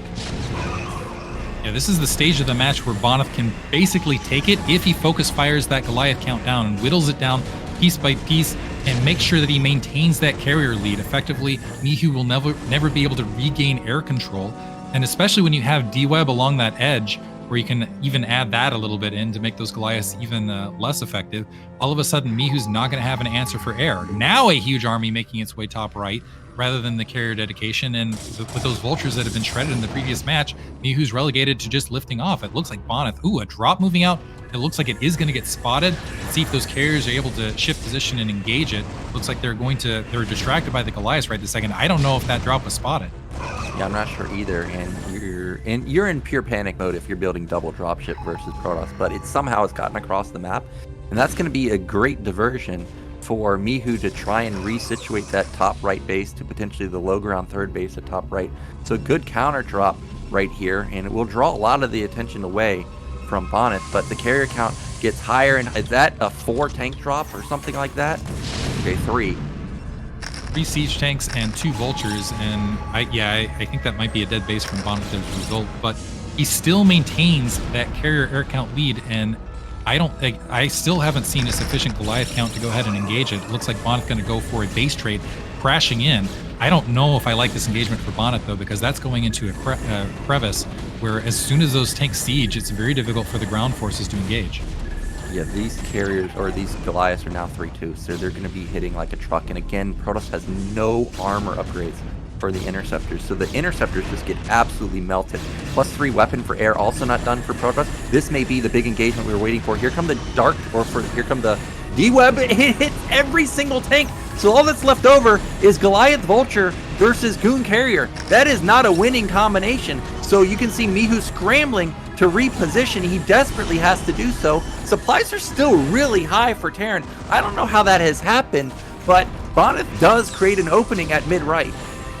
Going to push in mid-right. Let's see if he can close it out. The Goliath's now pushing out. I don't know if there's enough energy for D-Web left, but there's not a huge siege tank count to take care of the Dragoons that are underneath. And the carriers... actually able to push it back. It looks like Bonyth, rather than engaging and focus firing in that command center, is still trying to pick away at that Goliath count. 2 Dragoons have managed to sneak into that 3 o'clock location to start damaging the SCVs and engage the Goliaths on point. But Mihu's somehow staying in this despite being way down in supply. Has wrecked that upper left-hand base, so that's gone. Looks like a DT might have been able to clean up the attack forces that were left. But right now, actually, Mihu not looking terrible. He's got a bunch of bases up and running. I think he's got the economic lead. Yeah, but top right's about to get crushed. Like, that's going to die. So Mihu's still going to be down 30 supply. But like you said, this is still a manageable situation simply because Bonyth is about to be mined out on 3 bases. He's about to only be mining from just one, but he is still up 40 supply. He still has like 12 carriers right now, just an absurd amount. But Terran has the powerful upgrades. They still have a high Goliath count. The Vulture is going to shut down this base. What Mihu really needs to do is start transferring some workers to his mid-right base. That's the real problem, is he doesn't have a lot of workers there, so his econ is not that good. The other critical bit is it's a really, I mean, it's kind of playing a game of chicken here with the upgrades. As soon as Bonyth starts getting those upgrades, he already has a huge carrier count out, and that's enough to win for most Protoss players.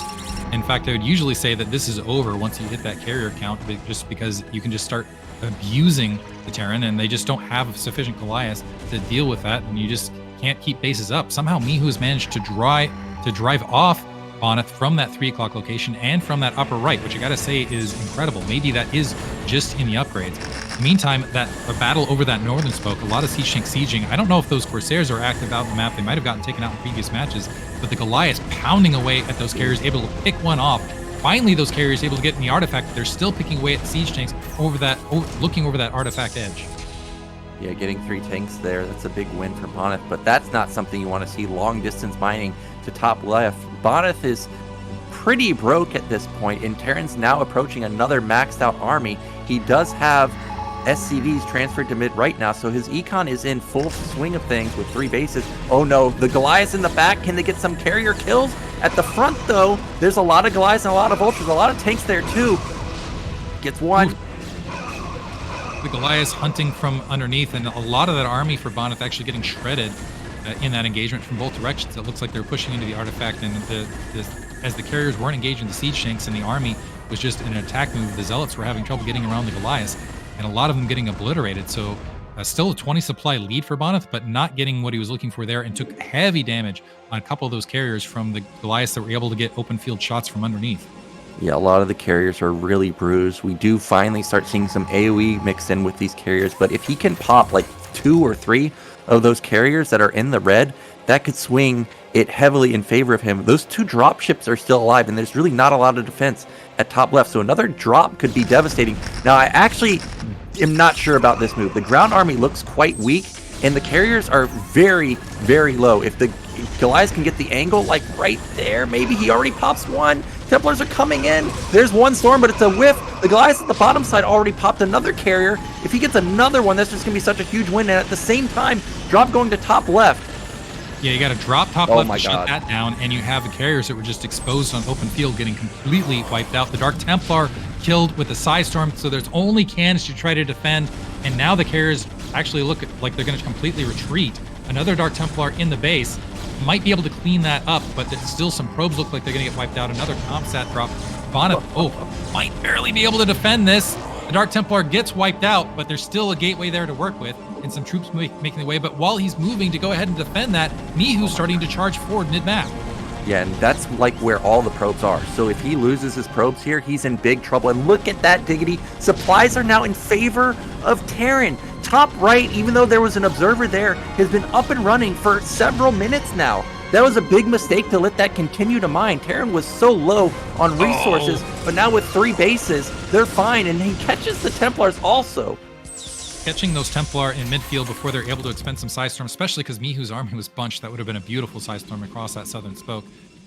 Mihu, I gotta say, the dropship play has been magical for him, where he's completely just crushed that upper left-hand base's mining time and time again, really putting him in an advantageous situation here. And I gotta say, another drop moving in. It looks like there's 5 Dragoons and an Observer to try to deal with this, but we'll see if Bonyth rededicates more troops to that upper left. While all this is happening, Mihu's been moving closer and closer onto Bonyth's side of the map with the supply lead, and that makes it a lot harder to utilize carriers. You really need to be able to move across the artifacts on the map to keep them safe. Bonyth's in trouble, man. He got 4 or 5 bases really fast, but after that, he's been stagnating just basically with these 2 bases at mid-left and top left, and now mid-left is almost mined out. He's got almost no money. He does have an Arbiter, though. So Arbiter, Carrier, Corsair, Templars, that's a lot of AoE, a lot of spell power. What I'd really like to see him do is Stasis. Oh my gosh, he got a big EMP there, forces out an Archon. Yeah, and Bonyth now in a defensive position off those drops with those carriers in the upper left-hand corner, and Mihu going to just re-pivot to the 9 o'clock, and that's going to force the carriers to engage to a large Goliath force here across what potentially could be open field. So Bonyth has to be very, very careful with his engagement. That's a lot of carriers, but they're very fragile, and that's a huge investment. Yeah, and this is going to be hard to actually deal with as Terran. There's the carriers on high ground. The AOI is going to bug out. Arbiter coming in. That's a good stasis, but there's so many tanks. There's no vultures, though. And the Goliaths they're having their AI bugged out by the carriers. So this army gets absolutely crushed, and the majority of the carriers stay alive. But look, another drop to top left.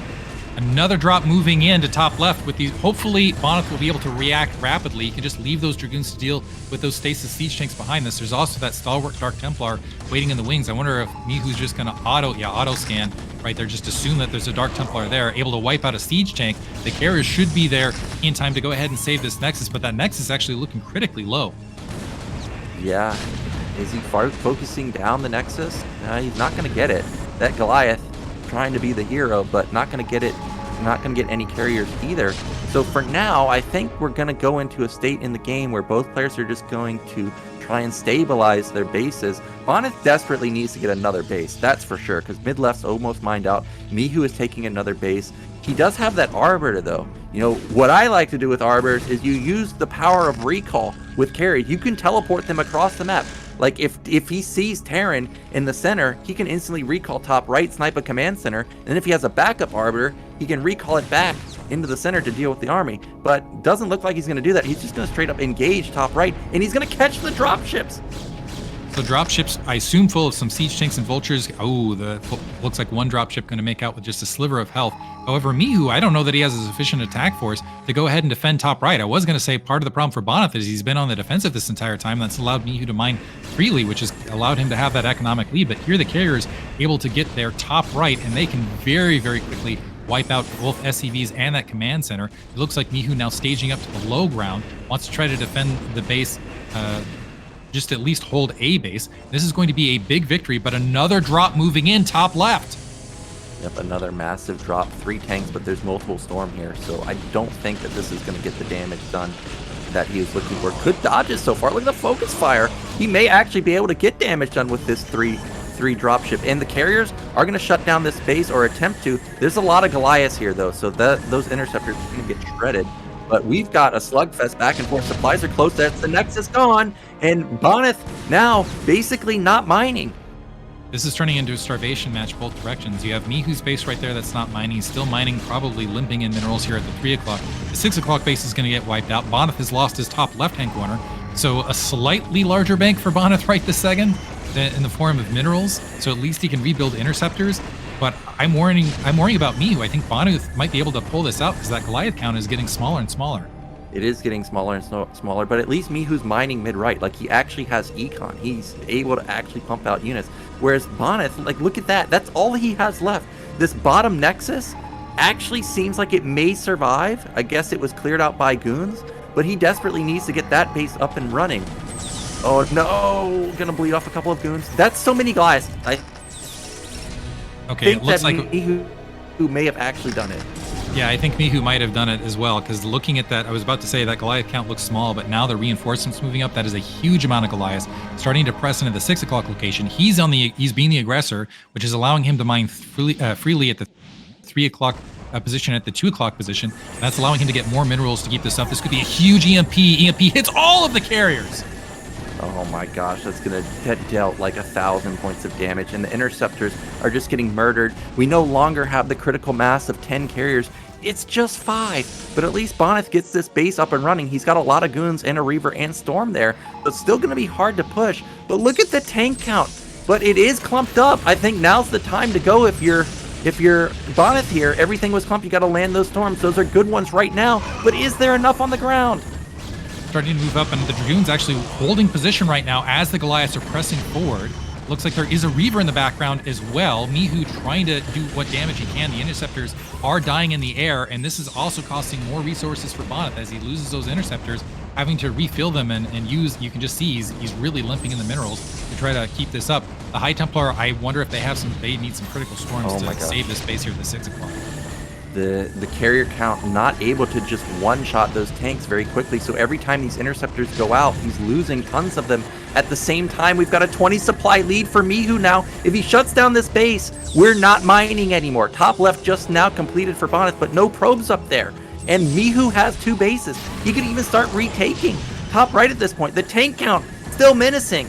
I think Mihu's actually done it. Bottom middle has been breached. Bottom middle has been breached. We have probes just starting to remine in the left-hand corner.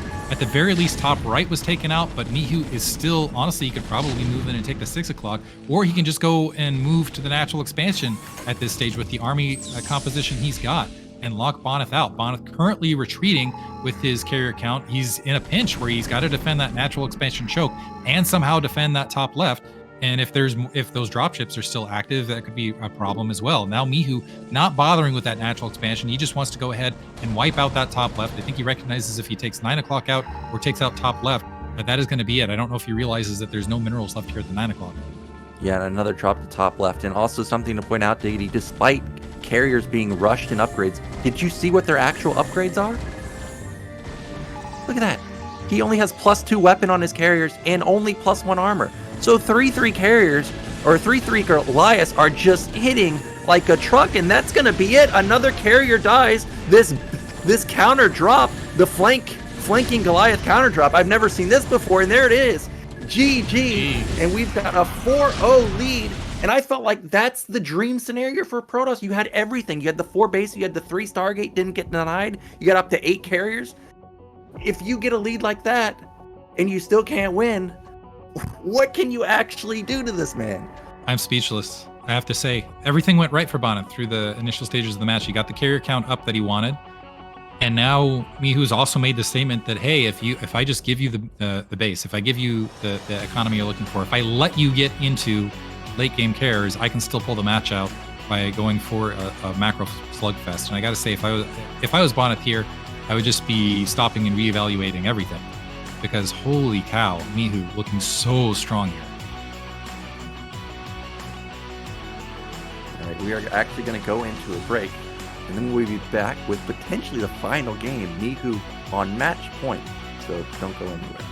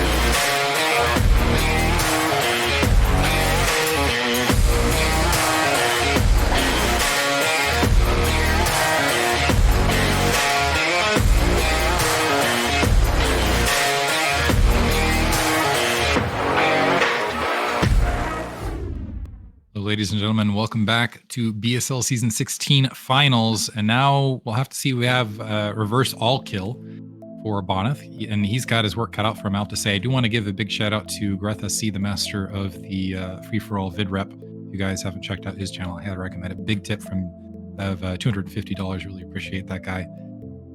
Been around the StarCraft scene for quite some time. A lot of donations today. Thank you guys so much for supporting the BSL. And despite what the score says with it being 4-0, games have been good. Like this last one, pretty epic. The Odyssey game, also epic. If there's a few drops or run-bys where the Vultures don't get in, I think Bonyth could have taken that game, and we could have had easily a 2-2, but not the case. And now Mihu's one game away, and again, it's his map pick, man. He's picked Circuit Breakers. I think this is the best TVP pick in the pool, so it's feeling like this could be a 5-0. Yeah, Circuit Breaker is a tough map to win as protoss, as you've got 3 bases that are easy. Here's the thing, you just got options as Terran. You've got bridges that make it very difficult to take out that natural expansion, as Dragoons can get piled up and just get annihilated by siege tanks there. You have a very nearby third that's fairly defensible. So for protoss, you really have to worry about the entire gambit. You got to worry about potential pushes. You got to worry about your Terran opponent just sealing in and going for the 200 max count and just going for those upgrade builds. It's going to be a challenge for Bonyth, and he's already had a hard time on maps that are basically less Terran favored. Yeah, so this is it for Bonyth. This is his last lifeline. We are ready to get into our match, see if Mihu can win it all. 5-0 over Bonyth.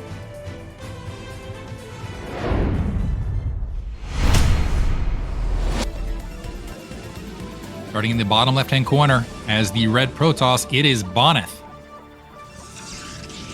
Yeah, been in the top left. Can anybody stop this man?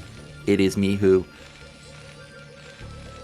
It's a great question. Can anyone stop him? Now that here's the thing, though, I am going to say that if anybody can do a reverse all kill and make it and pull it out of the dirt, it is Bonyth. He's one of those guys that's special. In fact, I wanted to say at the early stages of the matches where Mihu, as far as this season of BSL, was up 4-1, but I don't know that that was an advantage to Mihu, because oftentimes when Bonyth gets it in his head where he's like, okay, this guy beat me and now I'm going to hunker down and make it happen. Oftentimes he is one of those guys through sheer determination and will can come up with strategies and pull out wins against opponents. But right now, Mihu in the driver's seat looking so strong. Yeah, the Corsair opening actually gave him really effective trades. If I was to think about potential options on Circuit Breakers, I would probably go for Corsairs again, because the T-Webs really did work. So I would like to see that again. We do have another 12 gas from Mihu. You know, I was actually thinking to myself, maybe this is the time he just goes for gasless, and maybe he really ramps up his eco and tries and just ends the game with the 4-fact. But why even bother with that when you can just play 12 gas every game? And apparently it's just a key to victory for him with that opener. And we do have both players scouting, and Mihu and Bonyth can intercept, so they're going to find each other first.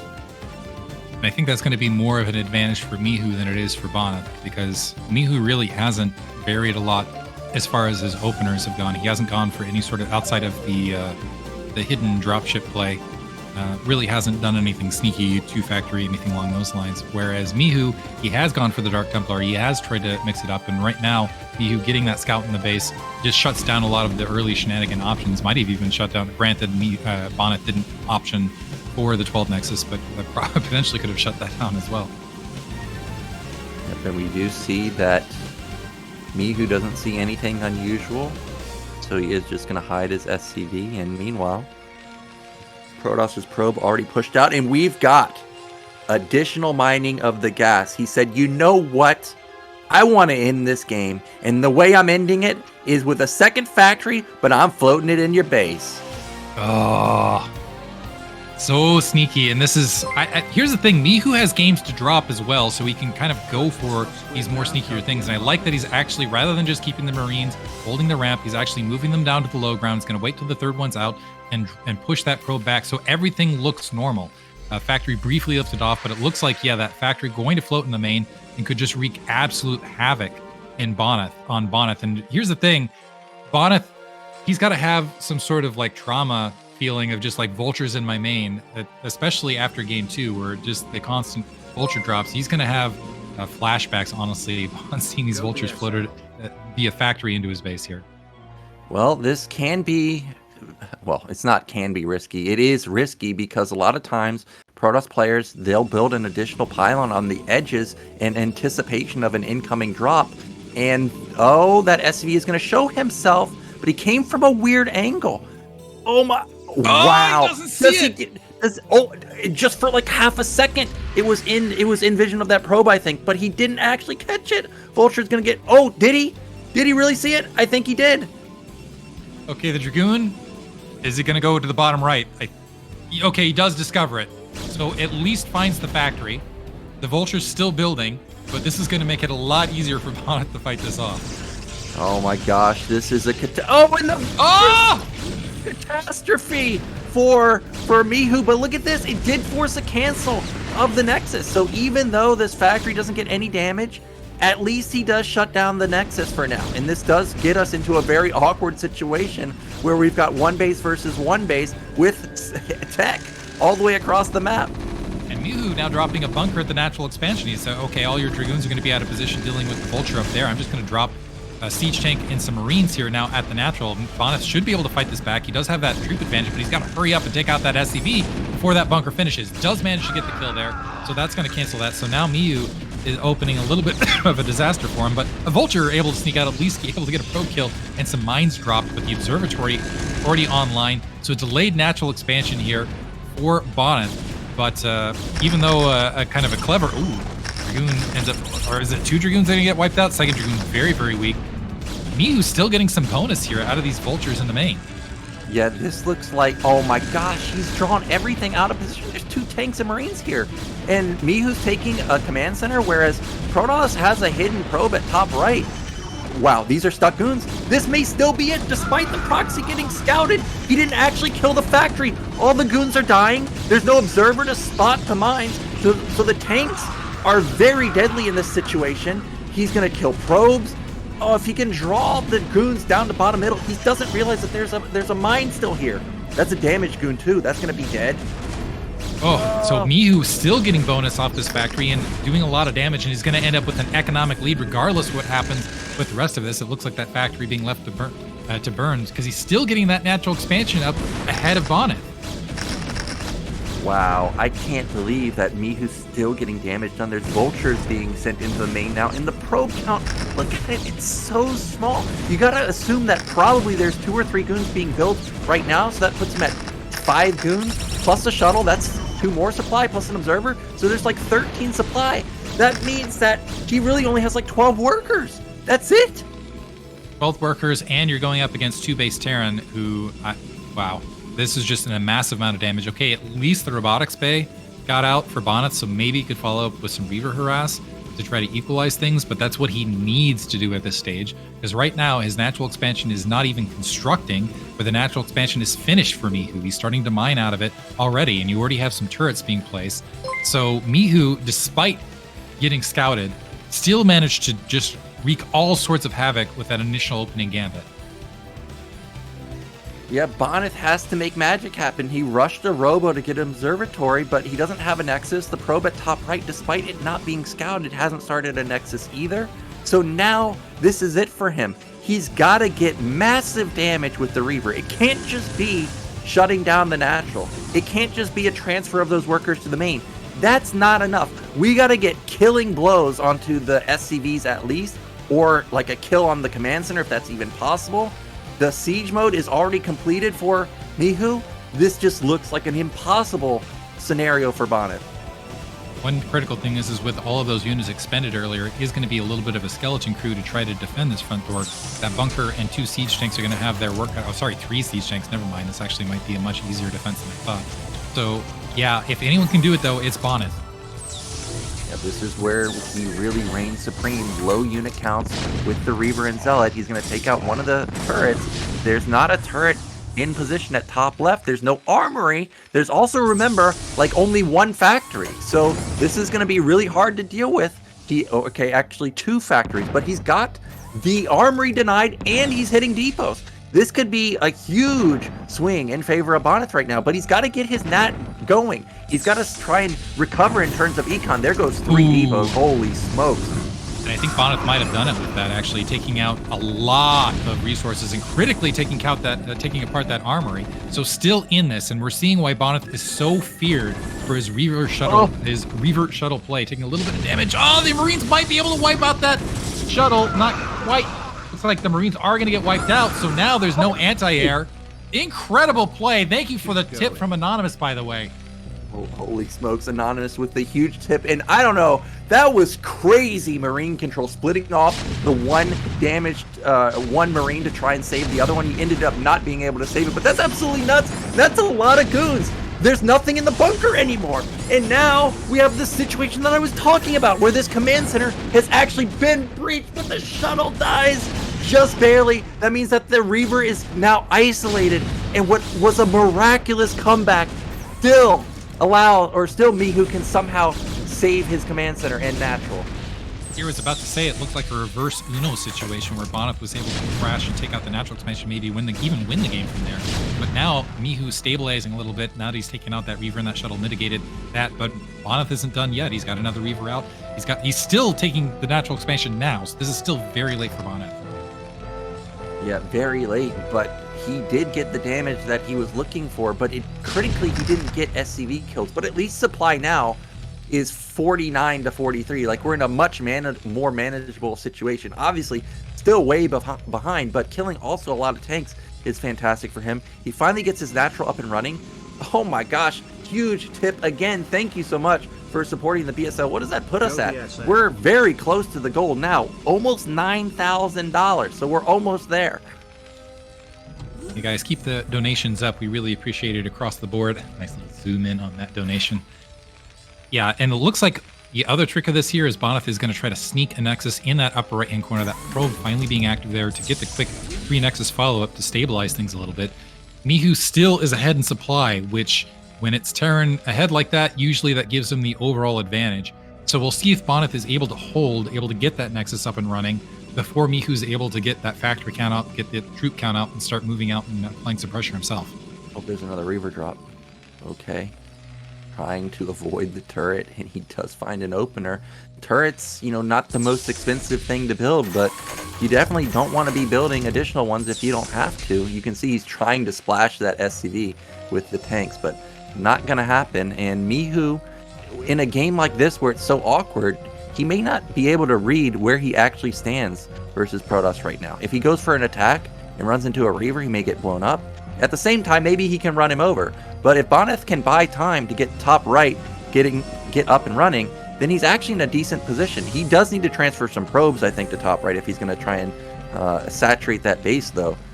Yeah, that'll be a critical moment, is being able to move that probe top right, be unspotted, and avoid any sort of vulture play between point A and point B. And here we go, actually. I think this actually might be the critical moments that might decide the match, is whether those probes make it to the top right. And I think they're going to, though, because Bonyth's Reaver harass on the front is going to pin Mihu to his front.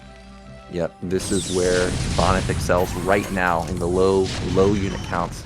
He does lose a couple of Dragoons right there, though. Bit of a mistake, but at least Bonyth does get the transfer to top right, so he is going to have a big influx of money.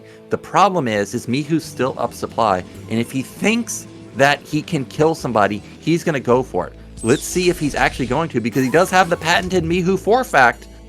Yeah, I think he thinks he can kill, because he's moving out with a lot of siege tanks, a lot of vultures. That Reaver is going to have to be on overdrive. And Bonyth, I think the way he's going to win this, if he's going to win this, is just get in Mihu's face now and create some delay to get those gateways up and get those units to help deal with it otherwise. But right now, Mihu barreling down on a vertical line, vultures out in front, that's a lot of siege tanks. Yeah, he sees the lack of gateway units, and he knows, okay, I've got enough tanks, I've got enough vultures, I can definitely win this fight. Protoss is struggling. He just has to be diligent with his tanks. Don't unsiege too quickly, because if you do, that could happen right there, where you lose a tank basically for free. Now, Bonyth, this is it for him. He's got to hold this, because he only has like 3 gate production. Siege, that's a good hit. 2 of them actually connected. He didn't get a tank. Looks like he didn't get a tank. Maybe he can utilize the bridge. This is a funnel where Reaver can get some splash damage, but the thing is if Mihu does this exact thing, snakes the other way around, he's not going to have to worry about that enclosure of those two bridges. The Reaver dropping, trying to get a pot shot, does manage to get at least a siege tank, but the noose is starting to close around his natural expansion. Oh my gosh, how did that Reaver not die? An immortal Reaver somehow tanks all those shots. But I love what Mihu's doing. He set up mines outside of the bridges. So hey, if you go for a flanking attack, you're going to have to get through that. And we know how fast Mihu pushes. That may be all the time he needs to breach the natural. And here he is. He's on the doorstep. Protoss really just... This is it. He doesn't have speed. He's going to engage. I think he's just got to go, man. Maybe wait for a second dropship. Nope, he's going to go. This is it. This is what BSL16 all comes down to. Can Bonyth break through? Or are we going to crown Mihu champion again? Dragoons are completely exposed to the siege tanks. All the zealots have now been taken care of. It's 5 siege tanks versus 4 dragoons left, plus the close reinforcement points. But reinforcements moving up for Mihu as well. He's also got a Goliath amongst those troops to push back that shuttle. That's really going to mitigate that Reaver's ability to engage and push these siege tanks back. That natural expansion now taking fire. Yep, this is it. The Zealots unload. Somehow all the Reavers died beforehand. I didn't realize that. The Reaver micro is nuts, but there's just not any more goons anymore. Look at the focus fire. It's so good from Protoss and Terran, but there's just barely too much Protoss or too much Terran. Vultures now wandering into that natural expansion. The Reaver's still alive. Gets a grouping of Vultures right there, which might be just the little bit that was needed. Thank you, CRV2, for that huge tip. I think that might have... Wow, we're so close on the donation. But a third base is going up for Mihu. So even if Bonyth is able to push this back, he's lost a handful of probes. He's lost a lot of his army. And Mihu is able to stage up that third base. Well, the tank count is really not that high anymore. What is that, 2? Like, that's it. But the problem is Bonyth just doesn't have any units himself either. Like, he has 5 goons. There we go, Zealot or Zealot Reaver Bomb. He eliminates one of the tanks, but there's 3 more behind it. Yeah, I just don't think at this stage Bonyth can keep up. He's just relying on the travel distance to try to create some sort of vacuum where he's got that time to build a few additional units to get through. He's got to do it on this attack. This is the do or die moment. The Zealot able to get on that front siege tank. The Reaver is gone, so it's 4 Dragoons and SCV battling the front as well. Some mines in between. 1 Zealot and 2 Dragoons are all that stands between Mihu and victory. Yeah, you can see the multitask really tasking both players. Bonyth was floating about 100 or 1,500 minerals at a moment where he can't be floating anything. The Zealot drag does not connect, and the speed upgrade still hasn't kicked in despite Citadel being completed for so long. But Mihu, he smelled blood. He's moving in, but this could be a mistake. The Reaver, he got to fire though, man. Doesn't really fire at all. Hits the Vulture instead of the tanks, and that could be it. There it is. GG, we got a new champion, and well deserved. Mihu just looks unbeatable. That's all I have to say. Mihu looks incredible, and I have to say, nice recovery on Bonyth's part right there to make a match out of it, because it looked like that was just over. But even in that match, you had a factory that was floated in. It looked like that was just that was it. That Bonyth was gonna win the match, that he'd be able to shut that down. Mihu still able to create immense amount of harassments and pull the game out. Yeah, the counter play from Bonyth was amazing. That's exactly what he had to do. Like, if he didn't get that damage done, there was no hope for him. He was down so many workers, down so much. So really nice recovery, but Mihu, he's the master. I'm watching the factory get scouted, and I'm like, you know, I've done this on ladder, and I can tell you on one hand how many games I've won. 0. Because when you have one factory and your other factory dies, and you're all in on one base, how do you win? It's impossible. And yet somehow ended up with the economic lead in the way through. Just that, yeah, Mihu looks so strong. Current BSL champion. We are so close on donations, guys. So looks like just under $700 left to meet the BSL17 goal. I want to say I appreciate all of the donors. I've seen the floods of donations coming in from all over the place, but I gotta say, Mihu looks fantastic, and so now he has won 3 out of the last 4 BSLs. Yeah, absolutely crazy. He could be the new king of the BSL, and you know, to me, I think this was the hardest season. Like, if you look at the round of 6 or the round of 8, Like, we have all of the superstars. There was nobody in the round of 8 that didn't deserve to be there. In fact, if we were to replay the round of 8, I think we could have had different players make it through. Like, Oyaji was close to making it out. DeWalt almost took down Mihu last week. For sure, we could have had a different champion. Imagine if DeWalt takes down Mihu. Then we have a PvP finals of Bonyth versus DeWalt. And DeWalt, his nemesis is Bonyth. Like, he just can't ever take down this guy. It could have been actually like a 4-0 for Bonyth if we have that series, right? Or 5-0. I personally don't think that would have happened, but it could have been because Bonyth just is so good versus DeWalt. I'm a bit fuzzy-faced all of a sudden. I do want to say, yeah, thank you for all the donors. Keep them coming. I think we had potentially slated to do an interview with Bonyth. I don't know if we're going to continue with that at this stage. I'll have to wait from Zero whether we're... I would assume not at this stage. Mostly, and part of it's like it's always a challenging interview after a tough series. I mean, it's a challenging interview regardless whether you won or lost, just because a best of 9 can be grueling. But I assume, especially after a 5-0 victory from Mihu, um, I wouldn't want to engage it. Oh, you will join us. Yeah. Wow.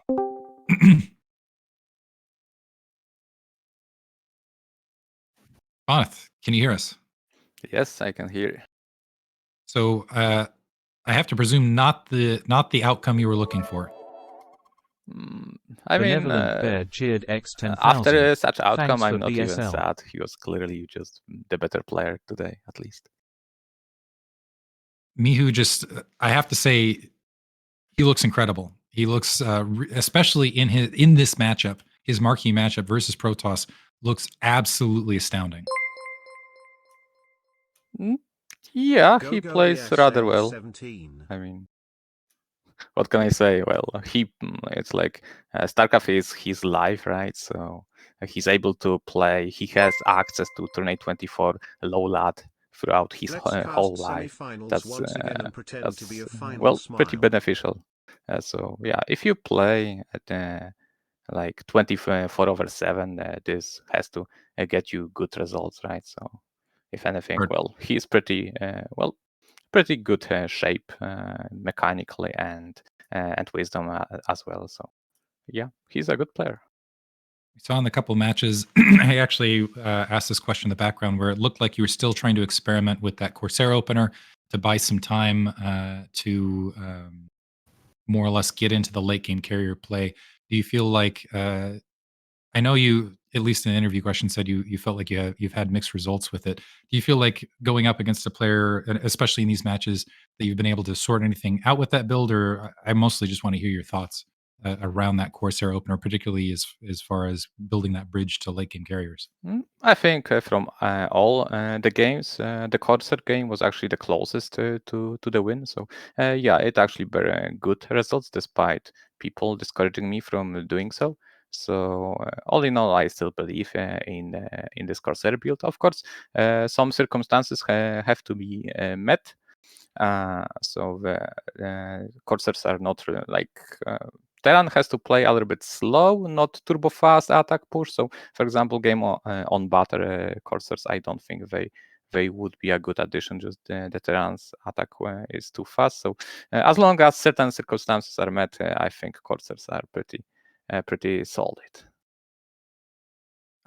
In game 2, I want to ask how how disruptive was that dropship play? Because when we were looking on the minimap, it just seemed like you were having to transfer probes basically the entire game with the relentless dropship attack.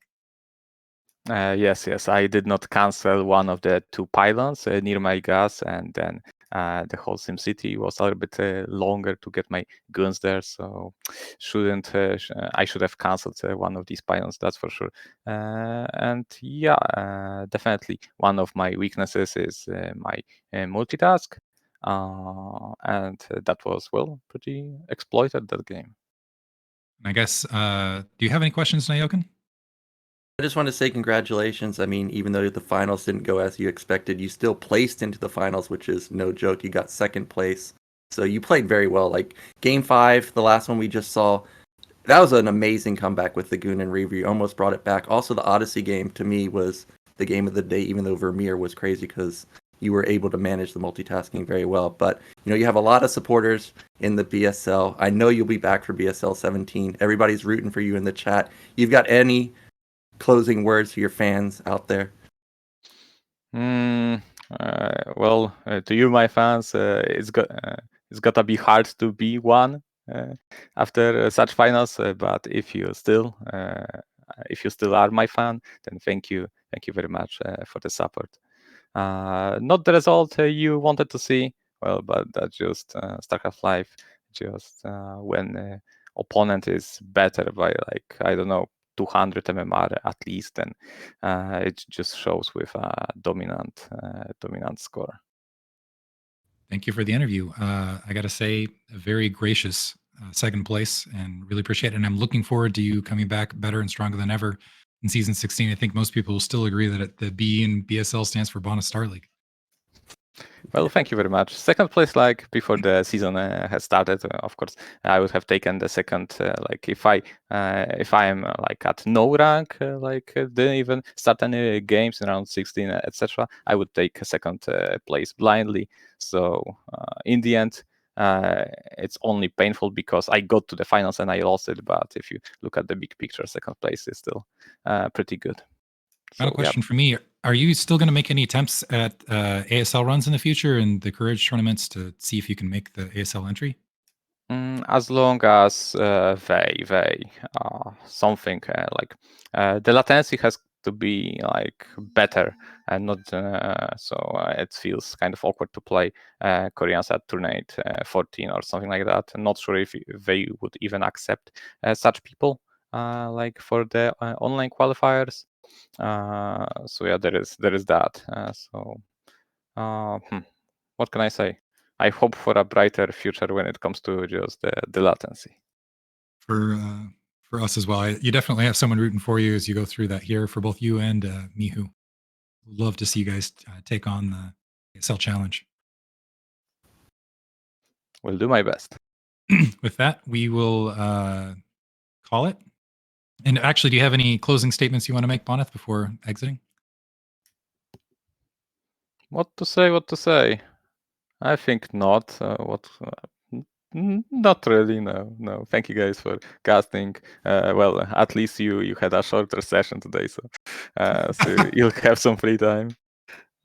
So, Appreciate the games. Thanks to the organizer, to you casters, to the people watching, and well, what? See you next season, I suppose. See you next season. Thank you, Bonyth. With that, I think we were going to take a look at as the season's closing, we'll take a look at the donors, you guys, and the viewers. You guys have made it possible. I'm going to reiterate the call to increase donations to Patreon. Continue to give the donations out in chat. Subscribe. Do everything we can to support Zero so that we can go ahead and keep BSL running and healthy. Consider becoming a Patreon supporter if you are not. Those gains from Mihu. I think if you're a Terran player out there, you got to donate just so you can get those Mihu replays, man. I'm telling you, this guy's sick, man. I think, for the first time, and I'm not even memeing here, we may actually have a foreigner make it into ASL. That would be unheard of if somebody was to make that statement, even just a couple years ago. But maybe finally we can get someone in there. Of course, we've got to thank our main sponsor, which is OptiMonk, which is founded by one of the oldest of old school players, Chameleon. He was one of the first players in WCG. And then, of course, we have all of our massive supporters. CRVT, I saw him coming in clutch. I saw Science Vessel coming in clutch. Greth coming in clutch. We had a big donation from a Chinese viewer. So many donating today. And, of course, we also have our Patreon supporters. At the $100 level, we have Star Lover. It's me, ya boy. Then we've got My Fleeting Dream at the $100 level too. We've got Striker, Believe in Zero, via Rev at 50. At 30, Tim, Cuz, Tupacalypse, Robert Group. At 20, Surikata, On My Way, Gordon Bradley, KJ, Daniel Lopez, LML Machine, Quark, Stephen Robertson, Mr. Cat, Andre Niculescu, Duvaz, and Medino, and everybody else. Thank you so much for supporting the BSL. Remember, $10 or above, you get all of the replays from the BSL. With that, I'm going to say, Nyoken, thank you for joining me. It's Always a pleasure casting with you. Incredible matches. Wish it could have lasted longer. Would have loved to see it go to a 9-set, but still incredible games that we had before us here today. Yeah, fantastic. Oh. Yeah, go ahead.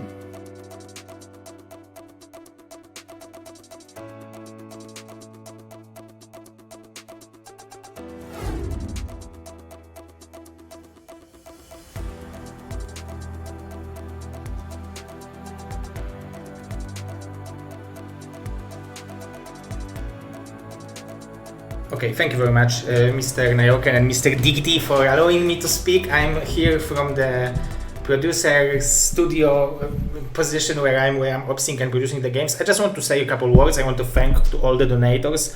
I wanted to thank to all of you who joined the Patreon. We didn't reach the goal on the Patreon, but I think we will figure it out because there is Mr. Rasbrain coming back to support BSL and support BroodWar, so we're gonna make a couple interesting events with him. So I encourage you all to go to Patreon. If we will hit like 1,500, I'm talking with Mr. Chameleon from Optimonk, and he actually told me that he can hire me for like 2 days a week. So I will be able to earn some additional money and still take care of BSL. So that's amazing. That's one thing I wanted to tell you. So I know that the video I created about like getting guys to the Patreon to call you for action was a little bit dramatic, but I wanted to make it dramatic to call you all for action. So thank you for doing that. Thank you for joining. And I have a few more things I wanted to say. First thing is, on Friday there will be 25th anniversary of StarCraft being released. So we're gonna make a tournament, open for all of you guys. It's going to be $175 prize pool. I will post the information on the chat so you can sign up, and it will be casted here. And there is second info on April 20. We're gonna have 10th anniversary of BSL being event. So this is 10 years of BSL. So this is on April 20, and on April 15 we are aiming for the middle of April to launch BSL 2 vs 2 Pro League Season 2 on Shield Battery. So those are the events that are gonna happen. We're also gonna have the second season of BSL Races Championships before BSL Season 17. So a lot of StarCraft. There is also one more event I can't tell you too much about yet, but it will be very, very exciting. So I hope that those are great informations. Thank you to our amazing caster, Mr. Nyoken, Mr. Diggity. Go check them out, follow them, subscribe to them, and send them candies and water and pizza and whatever you can to make them feel happy about participating in our scene, because they are amazing casters. So thank you very much, guys. I really appreciate what you do. And yeah, I have one more joke I was thinking about. So how the continents are, this is my own joke, so I'm proud of it. So how the continents are choosing who will win BSL. So for example, we have Europe cheering for Bonyth, Asia is cheering for Mihu, North America is asking where is Artosis, and South America is saying free dandy. Okay guys, thank you very much, and I will be going and leaving you to the professionals. So see you soon, and see you on Friday, and bye bye. So with that, everybody, be sure to check out the games that are the open bracket on Friday. Sign up, enjoy. Be sure to take care of Zero, because the better we take care of him, the more content like this he can keep bringing us. Nyoken, thank you once again. Do you have any closing thoughts? So much for watching. I think this was the best BSL yet in terms of production, and skill level was nuts. I'm looking forward to BSL 17 and even the 2v2 coming up. Even as a non-2v2 player, you know, when I watch 2v2, it's very cutthroat. Like, games are like 10 minutes. You've got unit comps that you never have. You've got like Mass Marine with no medics. It's very fun to watch, so you should definitely consider watching that. And hope to see you guys next season. Guys, next season, thank you for joining us, and stay safe out there. Continue to support the BroodWar community.